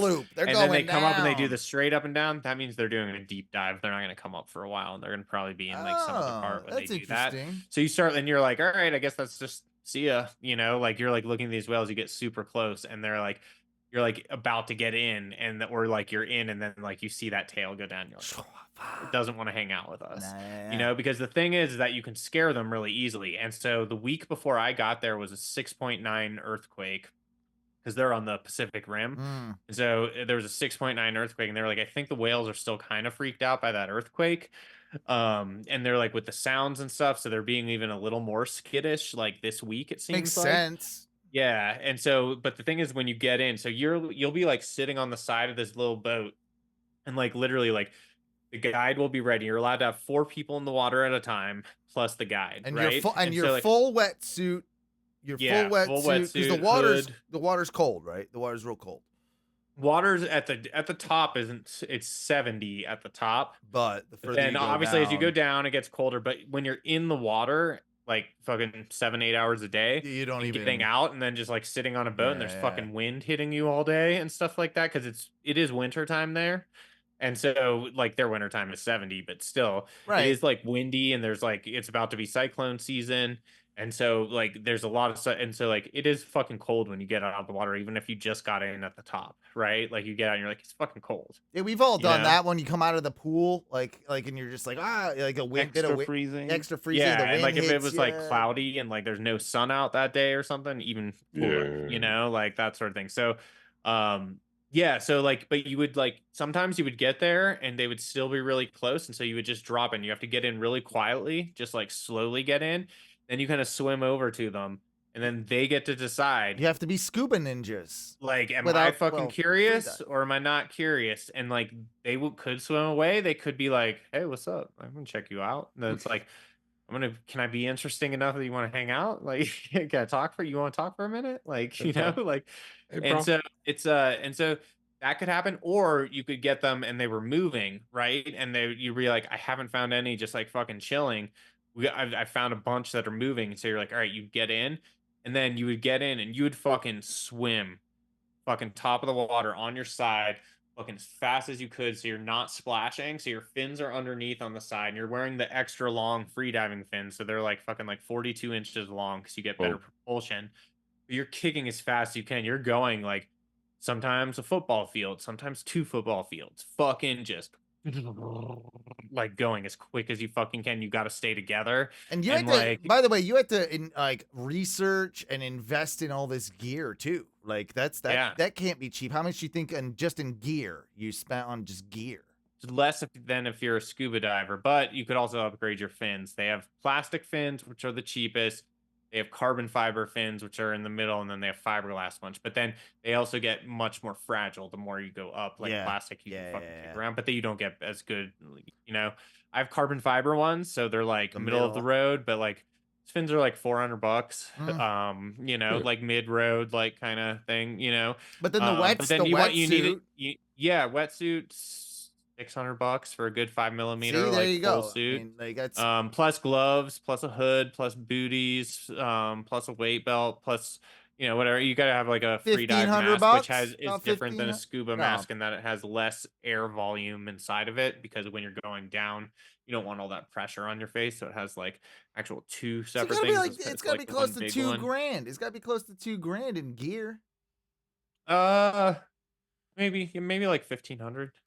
All right, it's a lot. It's a lot. I mean, I'm just saying, like it's a lot of money for this, but it's not even a pair of headphones for Ty. That is true. That's true. That's true. Yeah. A real free diver doesn't need all that gear. And it's definitely it's not even close to a new set of teeth for Mikey. Yeah. That's bro, $1,500 doesn't even come close to my Ninja Turtle collection. Get out of here. Yeah, see? There you go. There you go. It's something you'll use time and time again, or I will. Yeah. And so we went in, and so you would, like I said, you would either swim, and I'd be so fucking winded, dude. Like, even though I was training and stuff, but then the moment was whether you dropped in on them or whether you swam the fuck out, and it paid off. And all of a sudden, like, the guide would be like, you would have these hand signals, or they would like come up above the water and they would shout really quick, and you would get really close together, and he's like, they're gonna fuck it. Now's your time. He's like, they're fucking curious. They're gonna come back, and like they would swim off into the fucking blue, and they would just disappear, and then all of a sudden they would fucking circle around you, and then come straight fucking towards you, or come from underneath and be coming right towards you. See, that gives me that makes me feel I don't know. That feels eerie to me. That feels super eerie. Yeah, so we would like hang out like as the group, and then once the whale did one pass and was like, or whales, and we're like acquainted, and they're like, yeah, we're fucking super curious what's going on here. I think like, I have, when I hear you describe it, I've heard of the term lassophobia, and there's a whole like yeah, Reddit where you like can't see the bottom of the I think I have that. I think that's part of what like it makes. I don't know. Does that? I think the deepest part where I went was 2,000 or 2,500 meters. So you can't see the bottom of that shit. No, that's really, really. That's really like it's like that's like 9,000 feet. Yeah. No, you can't see that shit. Yeah. No. So free diving. So, there is a point. It's like a little bit like around 100. You can still see like 120. I think is where like you can't see like it goes into dark. But like free divers who go down, like even the guy that I got roomed with, this dude Tim from Melbourne, he's a free dive instructor, and he owns a school down in Guatemala, and like he was saying that even when he goes down, and like he's like because we were talking about how like zen it is, and you have to be so calm, because everything you're doing is you're converting oxygen into CO2, and what you've been training your body to do through all these breath holds and through the static apnea and dynamic apnea is to build up the tolerance to CO2. So the urge to breathe comes later. But when the urge to breathe comes, you can just notice it, like as if you're meditating. You separate yourself from like an emotion or like reaction or something. You can control when you need to breathe, you go, I need to breathe, or I want to breathe. I don't need to breathe. And then you just I can't do that shit. Have to breathe. Your body's telling you have to breathe, and you just like, it's mind over matter. You're like, I have plenty of fucking oxygen. And at a certain point when you dive down, the human body has this thing called the mammalian dive reflex, which is what whales have and porpoises have and seals have and everything. When you go down below 1 atmosphere, what happens is your body knows what's happening.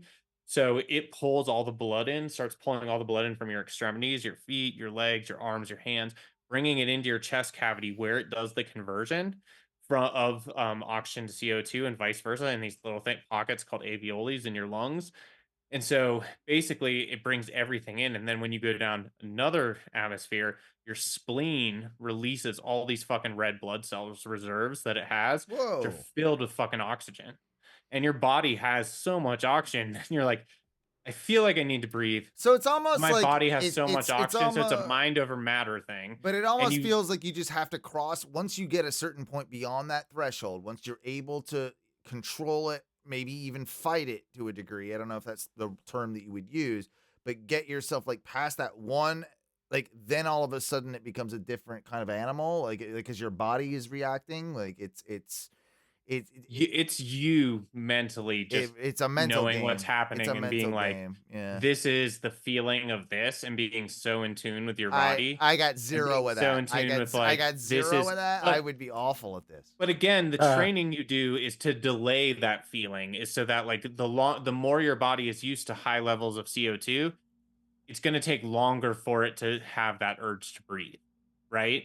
Sure. But it's still going to come. But then when you black out, you're going to black out, I think, when you have like 42% oxygen levels. And I think any normal human being, it's like 3 minutes that you would have to like hold your breath to get down to that. It's that long. Like, so like you would think, oh, I fucking need to breathe.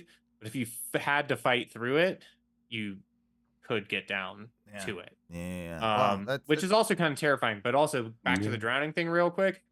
Apparently you also won't drown right away. Your body knows what's happening. So you'll black out and then your larynx fucking shuts for like 30 seconds or a minute, depending on who you are, biologically speaking.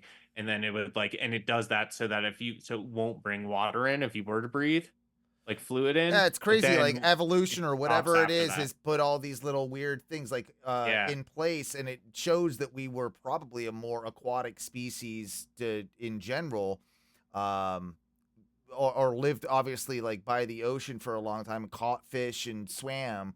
Like that must be part of like the human evolution in a weird way, because for that to have even happened, right? Like, I don't know. Yeah, I think like there's a group of free divers in Japan, these women who are like on this little island, I think in Japan, and that is their thing. They like their entire culture is free diving and diving for these fish and these fucking shells just to like feed them. It's like the simplest fucking life, but like imagine that had to happen all over the world, right? Like diving, and that's how people like you learned about this. Like these being able to breathe and hold your breath underwater has been happening for thousands. Well, and even these cultures, like the Tongans, right? Like what you told me a story too that like eventually, like over time, like like the resort was cool, but you got to meet some of the locals. And there may have even been some partying going on with the locals. It's a different type of partying, but yeah, we went. So on the Sunday, you can't free dive with the whales. So you have to like, they actually took us out and we did like the national park and stuff. This island, like the road doesn't even go all the way around the island. Like you have to like, it stops at a point, turns around, you got to go the other way type thing. Yeah. Or like hike and stuff. But right. I'm sure you guys have seen fucking Avatar. You know, the big tree of life thing. Yeah, so so that tree of life came from the island of Awa. There's apparently a place in the movie of Avatar called Awa, spelt differently. And but if you think about the whales and you think about the fucking this tree of life they have that's over 800 years old, it's called a big Ovana tree. I can show you pictures in a second, but it has all like the vines and like tons of trunks tying together coming up and stuff like that. Apparently that's where they've come. They've shot a lot of stuff. They were just there recently doing some other production stuff for the new sequel that's coming out. So Avatar is just ripping off the goddamn culture of this place and and the island's called Awa. There's a place in fucking Avatar called Awa. But anyway, they have this tree, and so I asked them. I was like, they were telling us about the Avatar thing. I was like, oh shit. I was like, so you guys tie your fucking? Does anyone have braids you tie to it? You know, and that's what they did in the fucking movie. Yeah.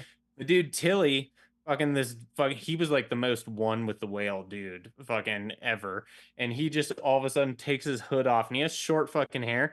There's these 2 rat tail fucking dreads hanging down. He's like, fucking hook those things to it. And I was like, you've got the fucking Avatar braids too. And quite a few of them did on that island, which was pretty funny.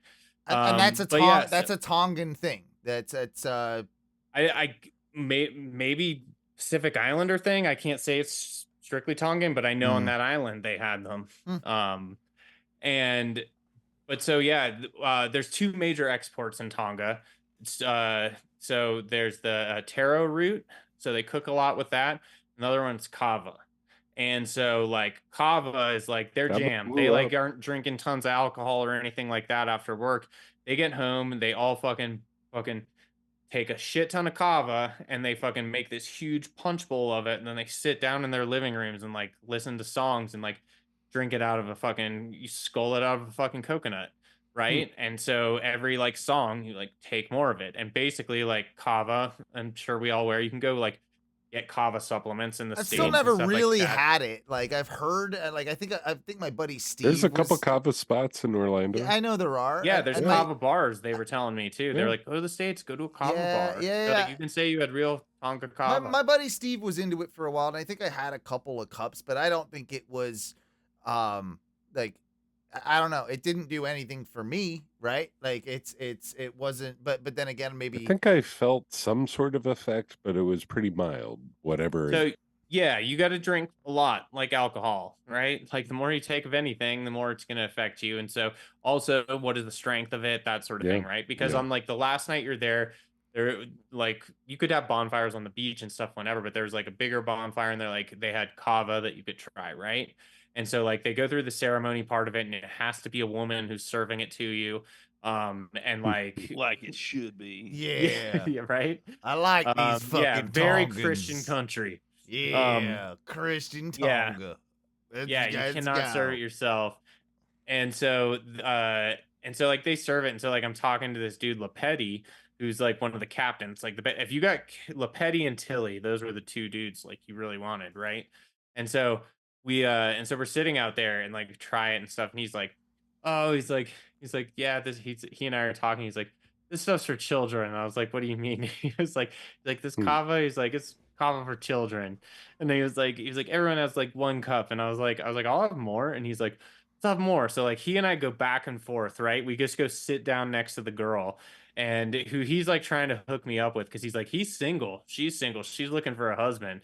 I'm like, she's cute right now, but I've seen how Tongan women turn out, and just not my style. To each their own. I'm not. It's like the Mexicans. They got that syndrome, like the fat Mexican, fat Tongan syndrome. They're beautiful when they're young, and then all of a sudden, 33 hits or Samoans something. too. Yeah, Samoans, 33 years old is like what, and then they all of a sudden turn into a fat bitch, and then you're stuck with that, right?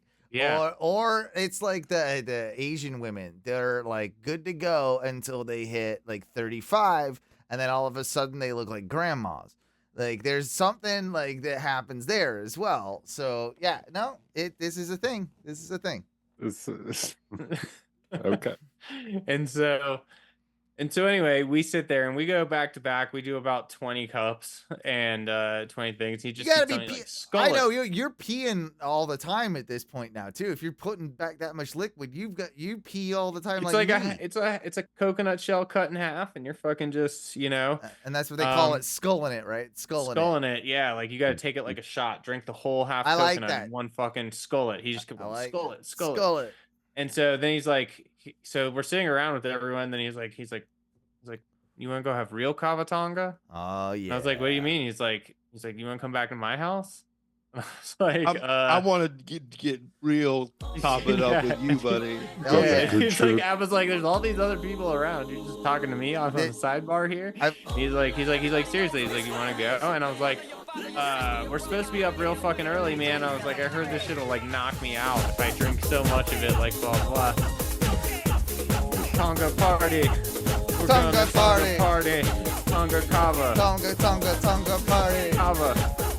Yeah. Oh, and did you just look up Tonga music? This is the exact opposite because he was talking shit on the music they were playing on their Bluetooth speaker. He's like, this is beer drinking fucking American music. He's like, we do kava Tonga. And he's like, do you want to come? And I was like, well, he's like, just come for maybe short time, like 3 hours. And I was like, 3 hours? Jesus. Yeah, all right. And 3 hours of intense man kava. Yeah. So it's the Ono radio show just in a hut with kava. Yeah. And he's like, well, Tilly's up there, like blah, blah, blah. And like, I was like, I gotta get up early, pack like all this shit. I was like, I got like fucking 27 hours of travel tomorrow. And I was like, so, and he's like, he was like, all right, 2 hours. So I was like, let's just start with like an hour. You know? Let's pop by. Let's start with an hour. And he was like, I'll drive you back, right? In America, an hour is a long time to do anything. Yeah.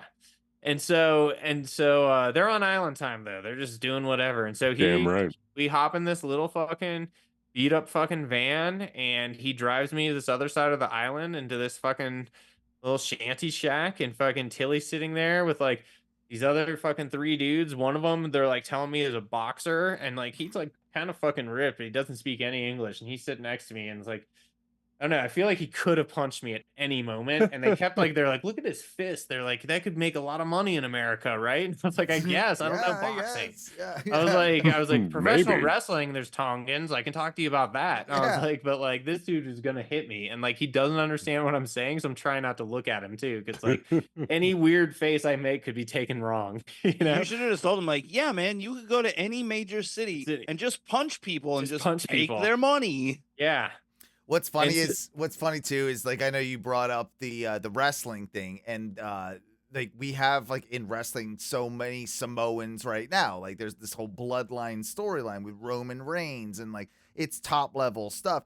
So I know, Matthew, you brought it up to them, and it seems like some of their names might not be appropriate even in their culture. Well, not the name. So like I was like, there's Tonga, Tongaloa, like that is what I was telling. They're like, oh, Tongaloa. They're like, that's like Zeus in our fucking like mythology, like blah blah. Also, anytime they ever talked about mythology, they also like followed it up with a caveat like afterwards that like it's all just bullshit. It's stories. Like everyone who told us that, which is really funny for how Christian they are.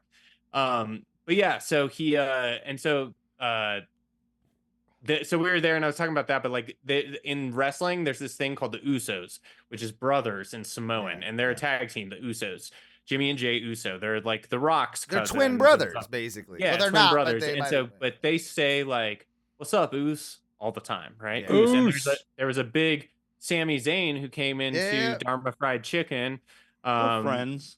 Yeah, you guys are friends, and so he, but like he had a big thing with them where he became an honorary Us, an honorary Us, and he kept saying Usi, and they're making all these shirts that say Usi or get Usi or like whatever on them. So I asked the Tongans, I was like, yeah, so there's like all this wrestling. I was like, they say Usi, like what's up, Us? Like Usi, it's Usi and like pound. And he was like, yeah, don't say that in Tonga. And I was like, what? He's like, that's Samoan. And he's like, it's like bro, what's up, bro, brothers, bros, like, you know. And he's like, Tongan, he's like, Usi, he's like, means fuck you.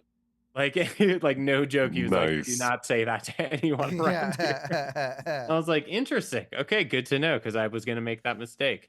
Yeah. As a dumb white guy. To that guy who was going to punch me right next to me. Yeah. The boxer is sitting next to you while you know, the Tongan jam is just playing still, you know? Yeah. I mean, well, we sat down and listened to music, which is just like a guitar that's strumming, a guitar that's picking, and a fucking ukulele. Okay, is it like this? Like love songs, like very slow. Not at all like reggaeton. I put just in like if you put in Tongan music in YouTube, this is what pops up. Put Kava Tonga music. Kava Tonga? K-A-V-A. Yeah, I know how to spell Kava. Let me see. Okay. Let's see. Kava. The simple way. Kava Tongan Kava music. All right, here we go. Let's see here. Be way more mellow. This is it. A bit like this. Yep. See the strumming and the picking. Yeah. It's all like love songs, and you sit around and you drink this root tea. Gets you fucking all super relaxed. Watch a sunset. chilled the fuck out. Or like you drink enough of it, you stand up and you're wobbling around like you're fucking drunk. Like your whole body goes numb. And you're like can't walk a straight line, but your mind is 100% clear. 100%. It's like you don't get the fucking like mental effect from alcohol. It's just fully relaxed, and you drink huge punch bowls of it with them. And you listen to that music, and at the end of every song, you fucking pass around. Everyone skulls a fucking cup of it, and fucking then puts a candy in their mouth to get the bitterness out. Should we do? We should get some good kava, and then we'll do an oh no kava episode. Yeah, and then you sleep for a very long time, and you're like not hungover, but extremely tired the next day. Yeah. Okay. So that's it. It's like there's always your body a just gets so relaxed, just so tired. That's why they're on island time. I mean, it's seriously. Yeah. Yeah, they're on island time. But I did get to do it, and he was right because Lepetti said to me, he's like, "Do you want to?" He's like, "You don't want to like do the tourist bullshit." He's like, "You don't want to do the experience. tourist thing." He's like, "You want to come do real Cavatonga, That's like awesome. in real Tonga, That's like awesome. with the real people, you know?" And so just kept saying yes to a lot of different things on this trip and having cool fucking experiences doing amazing, that. But dude. The biggest thing was with the whales. Can you show us some pictures? I know you have. Yeah, I'll show you some pictures. The whale stuff, I will say though, hands down, we all have our list of things we've done and what we think is cool and not cool. So this is just like objectively, like subjectively mine. Yeah. Hands down, the coolest, most powerful fucking thing I've ever done in my life. The last day at a point, there were 12 humpback whales that hung out with us for over an hour and a half. So in the water, there were just 12 of them constantly doing these things that I'll show you in a second that are like, it's called rolling, where it looks like fucking ballet that they're doing. They do these little things called spy hops, which you've probably seen on documentaries where they tip like their nose out of the water, like the tip of their mouth. And they come up, and when they do that, they're coming up to see like the line of the water and see what's going on outside of the water. They're like curious to see what's going on. I've got footage of them coming up and I follow them, and then they like come up and do that and then come down. But I will say, when this thing, like, for me, this giant fucking creature looking at me and like you being able to like move your arm like this and it fucking moves its arm back at you like that, like mimics you, or like you spin and it fucking spins, and you're just like, this is a fucking mammal that breathes air, that lives in the fucking water, that is like chosen to look at me for this fucking moment in its fucking space and allow me to be here. And like, for how large and how fast they are, you'll see how they move so fucking gracefully. And like, they're so aware of where you are, and they would get like 2 feet from you. And then like, and they would look like they're coming right on you. And then they would just fucking turn upside down. Like, and like right there, they like know exactly what the fuck's going on. Which is crazy. So here, I'll share my screen. I'll show you guys some things. I didn't pick anything in particular. That's totally fine. I just like kind of show us a little bit of, you know, what you got. I know you had an oh, look at that sloth. Look at that sloth. That's the sloth. I do have a couple. That was Jesse. Here, I'll show you. This is me feeding the sloth. The slothness. Oh, he's like, hey, give that here. Come on, I need to switch over on that. Yeah. There we go. It's me holding it, being all super fucking stoked. Oh, that's so cute. Yeah. Look at that. Boobas. She was awesome. That's that jaguar I was talking about. Jesus. Fucking. That's a pretty ass cat too. My buddy Drew getting pissed on by a fucking possum. I think pissed on him. Oh, okay. So let's see. Yeah, possums just come to Florida. We're lousy with possums. We got them everywhere. Yeah, they're all over the damn place. Yeah. Oh, this is the little plane that you get on right here. Okay. It's your little plane, so you get on it actually, on here. That's know what? That's fancier than I thought it was gonna be. I thought for some reason I had It's like the one that Baloo fucking did in Rescue Rangers. Yeah, it's got those vibes. Yeah, it does. It does give like a lot of tailspin. Can you maximize? Can you make that that's it, tailspin. Make that a very bigger. Good call. Make that bigger on your end. Like, can you make it bigger? I don't know. You can probably like that. Yeah, something like that. Yeah, there you go. So this is a rainbow in Fiji that I saw. That which when I was the day I got there was just fucking just like that looks like sick. Fiji, doesn't it? Jesus. Yeah. This looks like straight Fiji. That's a powerful looking rainbow too. Is. Like, That that's clarity on that. Yeah, that's that's what I expect to see when I go to Fiji. Yeah, like, and it almost looks like it's shit did not miss. And if you look at it in the distance, am I mistaken that looks like another island very faintly in the distance? Yeah, it's almost that is. like I'm it's almost like one island being connected by Savusia or something like that over here. But it looks like they're like the rainbow is connecting the two islands, and that's fucking cool. Yeah, this is where I stayed. I had an outdoor shower. This is my shower in Fiji. Oh yeah, pretty pimp. Yeah. I like that. That's me at the international date line, standing in front of today and tomorrow. That line. That's where you exist now. That's where you exist. So here's a whale. Here's a really good whale picture for you, or image for you guys. I took. I call this the humpback high five. Okay. All right. Look at this. Tally-ho. So this is with your underwater camera too that you bought. I knew for this trip, right? I use my iPhone inside a case. Yeah. Oh, that's what you. Yeah, that's right. It's a really cool case. Look at this. Look hey, how Bob. close, man. Oh, what's up, bruv? What's up, bruv? That's one heck of a whale right there. That is one a whale heck for of sure. a whale, dude. Wow. Yeah. It is so crazy though that their like dorsal fin is so like non-pronounced, and every other whale's got like a pretty good sized fin on them. Yeah.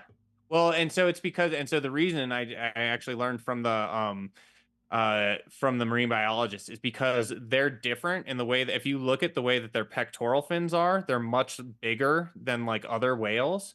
So they use, and they also look like our hands inside with their bones. Like those big, large pectoral fins look like our hands, and they use them like a fucking airplane. So they evolve to not need a large dorsal, whereas things that have shorter fucking pectoral fins and stuff need larger dorsals to fucking help glide and do things, but humpbacks don't because they have these really huge, large pectoral fins. I mean this in the nicest way possible. They're undersea dorks. They're all like, hey, what's up, hey? You know, like twirling about all willy-nilly. Like they're, you know, they're undersea dorks. So this might give you so this is when you would get in the water and they're like right there, just to show you like how like close you would get as soon as like you start trying to free dive. So I'm on the boat. This is like not my chance, but you can see the white underneath the water right there. The water is so fucking blue. It's insane. It's crazy. And so I don't know how well this video then goes to the end. I think it probably pops up here to breathe in a second. It looks like, yeah, it's gonna come right there. Hey. They sound like fucking dinosaurs when they do that. And you would just go down. You could go down. You could sit at the bottom and or you could go down like when there's no whales, like way deeper, and just sit there, and like it would just sounded like you're in a bar filled with whales that are like squeak pop. Like all over. Cool. But some other, this is that tree that they based the fucking Tree of Life of in Avatar. These are these giant fucking cliffs. That was about my roommate, dude, Tim, this dude from Melbourne, but these giant fucking cliffs on one side of the island. That looks like Portugal's cliffs in a weird way, you know? Like kind of does. They're not as like in Portugal, obviously it's like different rock and they're different color, but like the sheerness of those and the way that like it's that coastline, right? Like beating up on it. I'm a cliff guy. I like a good cliff. Look at that. Like a good cliff. Yeah. Here's a look at that guy. Look at this little humpback. Here's me blowing some fucking bubbles. Oh, you can do that trick. Yeah, do that trick. Swim down. Ty used to say he could do it when he smoked weed, but he never. It's really not hard. I bet he never did it right. He never did it right. I bet he could do it. It's not hard. So let me find a cool video or two here to show you the fucking whales. Yeah, see more whales. Yeah, let's see. Wow. Look at these fucking guys, huh? This is them, like I said, they would come like right towards you. It looks small on the screen, but like I said, these are 60-foot animals. Yeah. I mean, I'm sure none of this does it real justice, but like you said, I'm just as fascinated too with like you said, the noises they were making, and like you said, it was like and if party. you could hear like just the way they move. was a big Chewbacca sound they just made. I'm not getting the audio. You're not getting the audio, probably. We don't have it. I don't have it routed through, but like that's why, yeah. I'll send it to you separately, and you could like actually like hear some of it for it. But Sure. let me show you some. I think it's this one. I have two that I definitely want to show you, like the mom and baby, and then there's this one where I get the spy hops. There's just so many. I don't know which one to fucking Sure, like, yeah, no. I mean, like, film, and it's like hard, like when you're like trying to adjust and like focus in that water with those lights coming through to try and keep it in focus. I took so many shitty. Look how many fucking whales there are. Yeah, it's nuts. Holy shit. That's nuts. That's nuts, man. And they're like just keep coming around and coming up to you and like so curious. Look at that one. I mean, right I think I said it to you at one point. And there's one right behind him. The way he's like, there is a slight there's a playfulness to it as well. There's yeah. They're like, hey, what's up? Like they are definitely interested.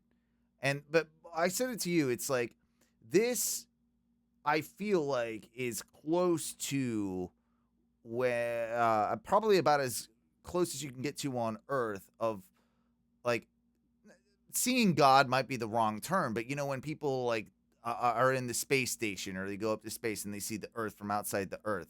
I think something like this might be the closest experience to that. Like seeing, yeah, you know, like it is kind of like space. I do think about that. It is. It is because look at them just like floating around. Hold on, I gotta jump through this one. Let's see. Oh, I've been reading a lot of yeah, good. Here you go. This is where they do the little spy hop thing. So this is called a spy hop, where they come put their nose out of the water. You've probably seen this. It's buffering. Sorry. God damn it, iCloud, get it together. Yeah. All right.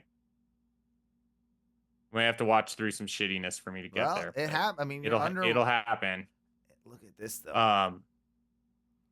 So yeah. So I'm also shooting this really wide. So this is on the ultra wide part. So things look further away than they actually are.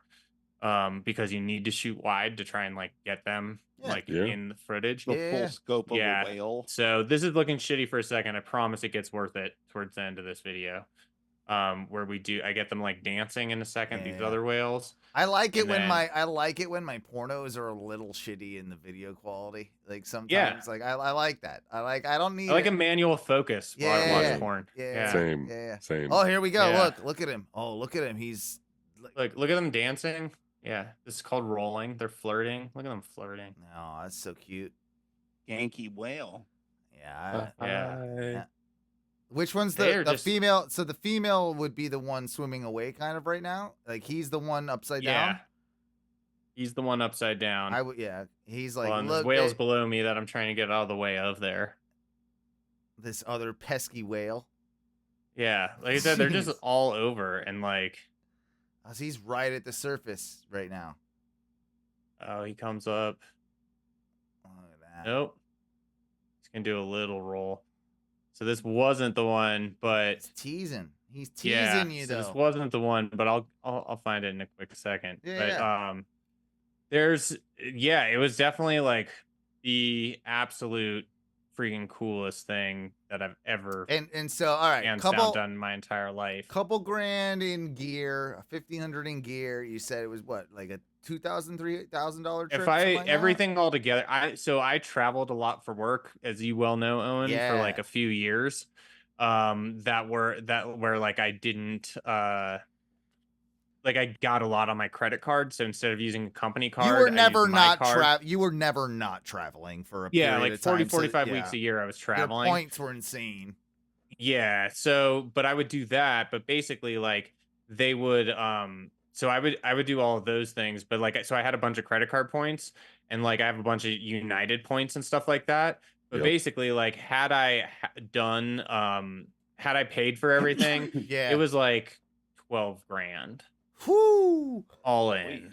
I mean, it's a lot of money, but an incredible experience and nice. If I just did the whales, though, that was 3,200 for the week. You had to get yourself there, and you had to get yourself back. I don't think 3,200 included all your meals. It included where you were staying in this little like hut, like and all your meals were paid for and stuff like that. And obviously the whale boat stuff. Yeah. Like, yeah.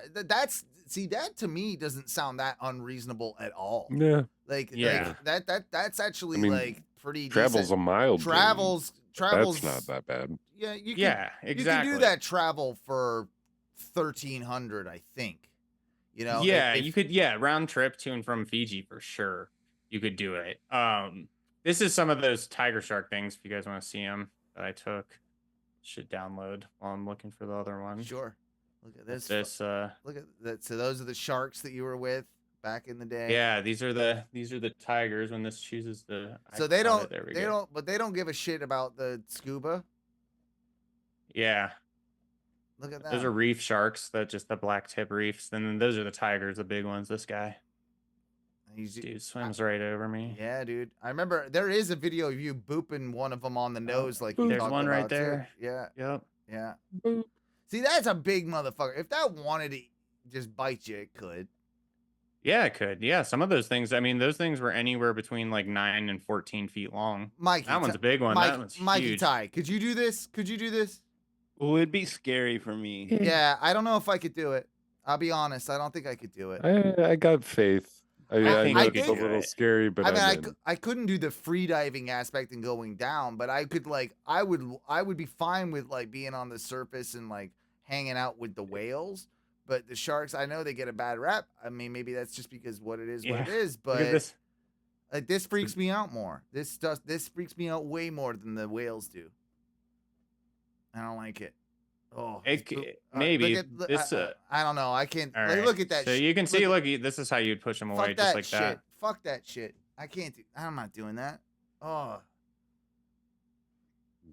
They're like, hey, don't touch my nose, man. I'm gonna move.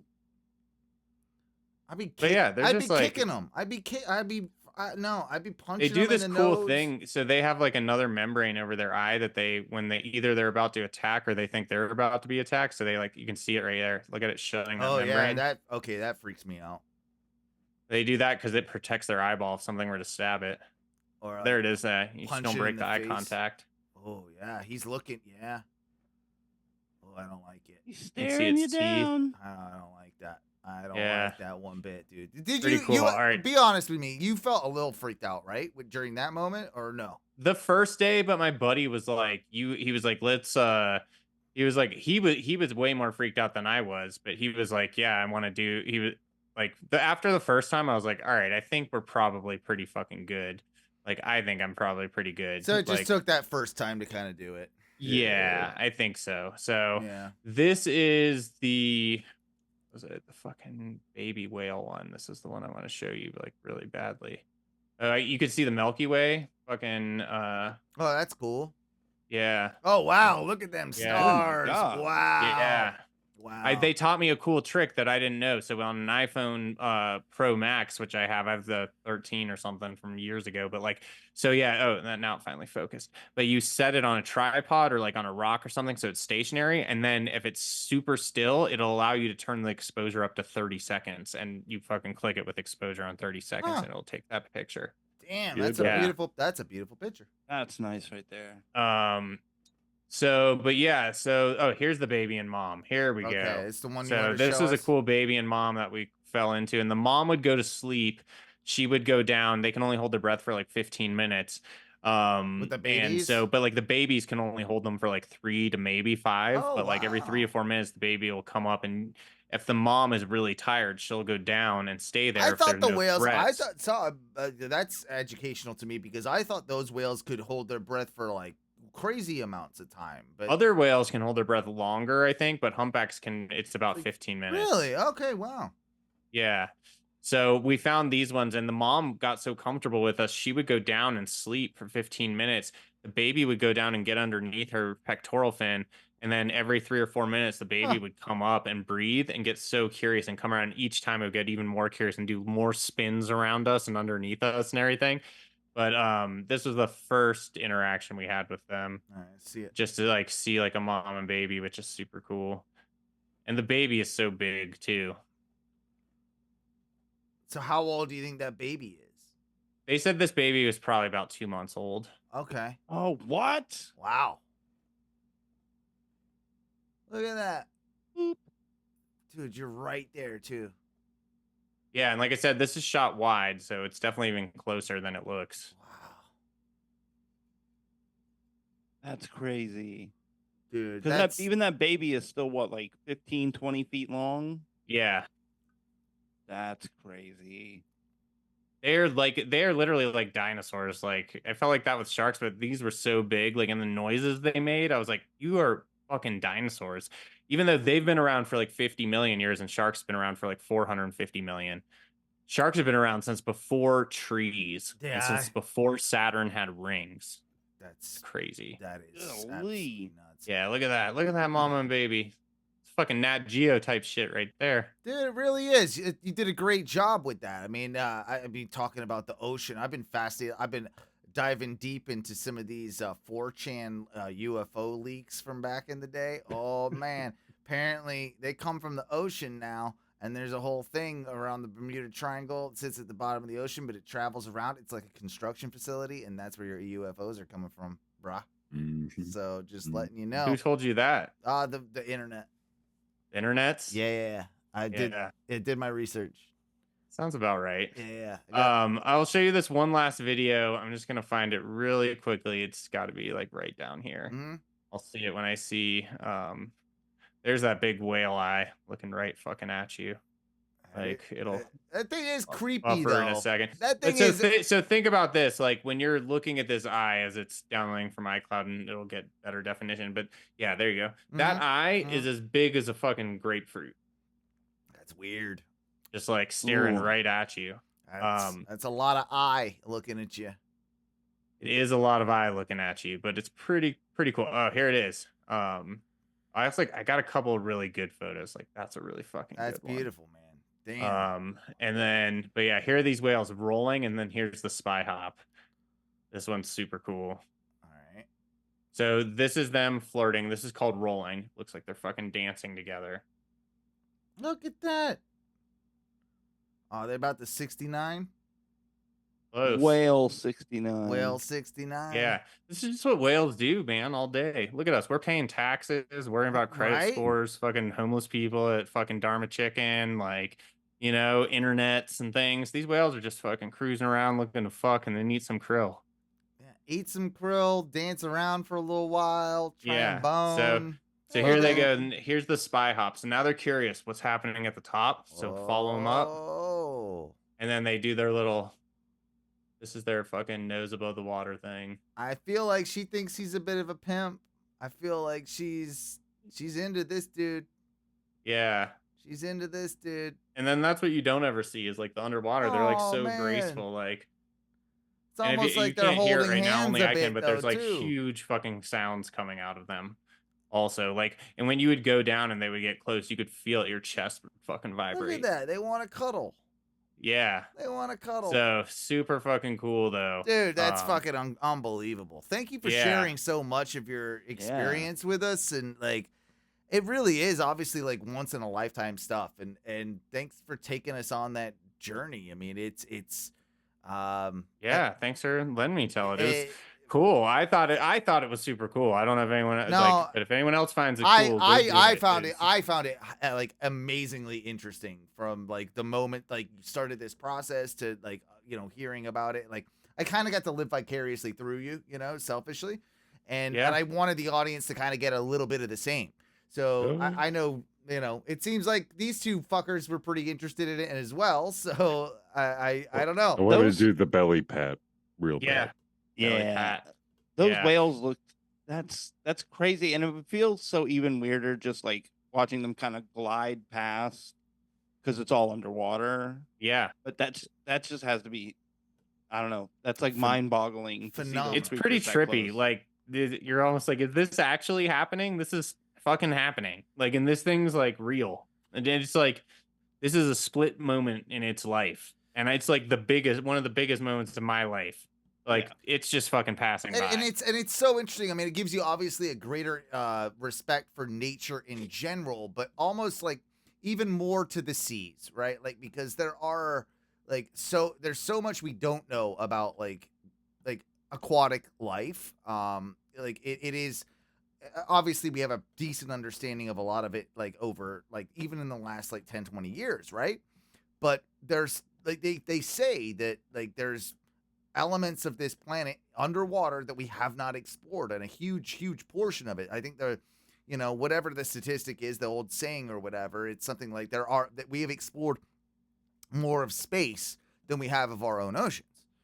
And like, I don't know if that's still true. Which is a crazy statement, because space is, if we're to believe what we're told, is constantly expanding. Correct. Right. So that's like, I don't know if that's like 100% true or not, but there's obviously still areas of the abyss and areas of the deep oceans. Like there's that one shark, the Greenland shark, I want to say it is, right? That lives. That's how we know sharks are 450 million years old. It's because the Greenland shark found fossils, and they were able to do carbon dating, and then carbon dating only goes back so many million years. And don't those things live? Don't those things live to like 500-600 years or something stupid? Like something crazy, like hundreds of years. Yeah, hundreds. Yeah, and like I said, they were around before trees and the rings of Saturn, which is fucking wild to think. But also, what humans can do, I see it, like some of those tiger sharks that you'll see hooks in their mouths and things like that, like these wild animals, you'll see that.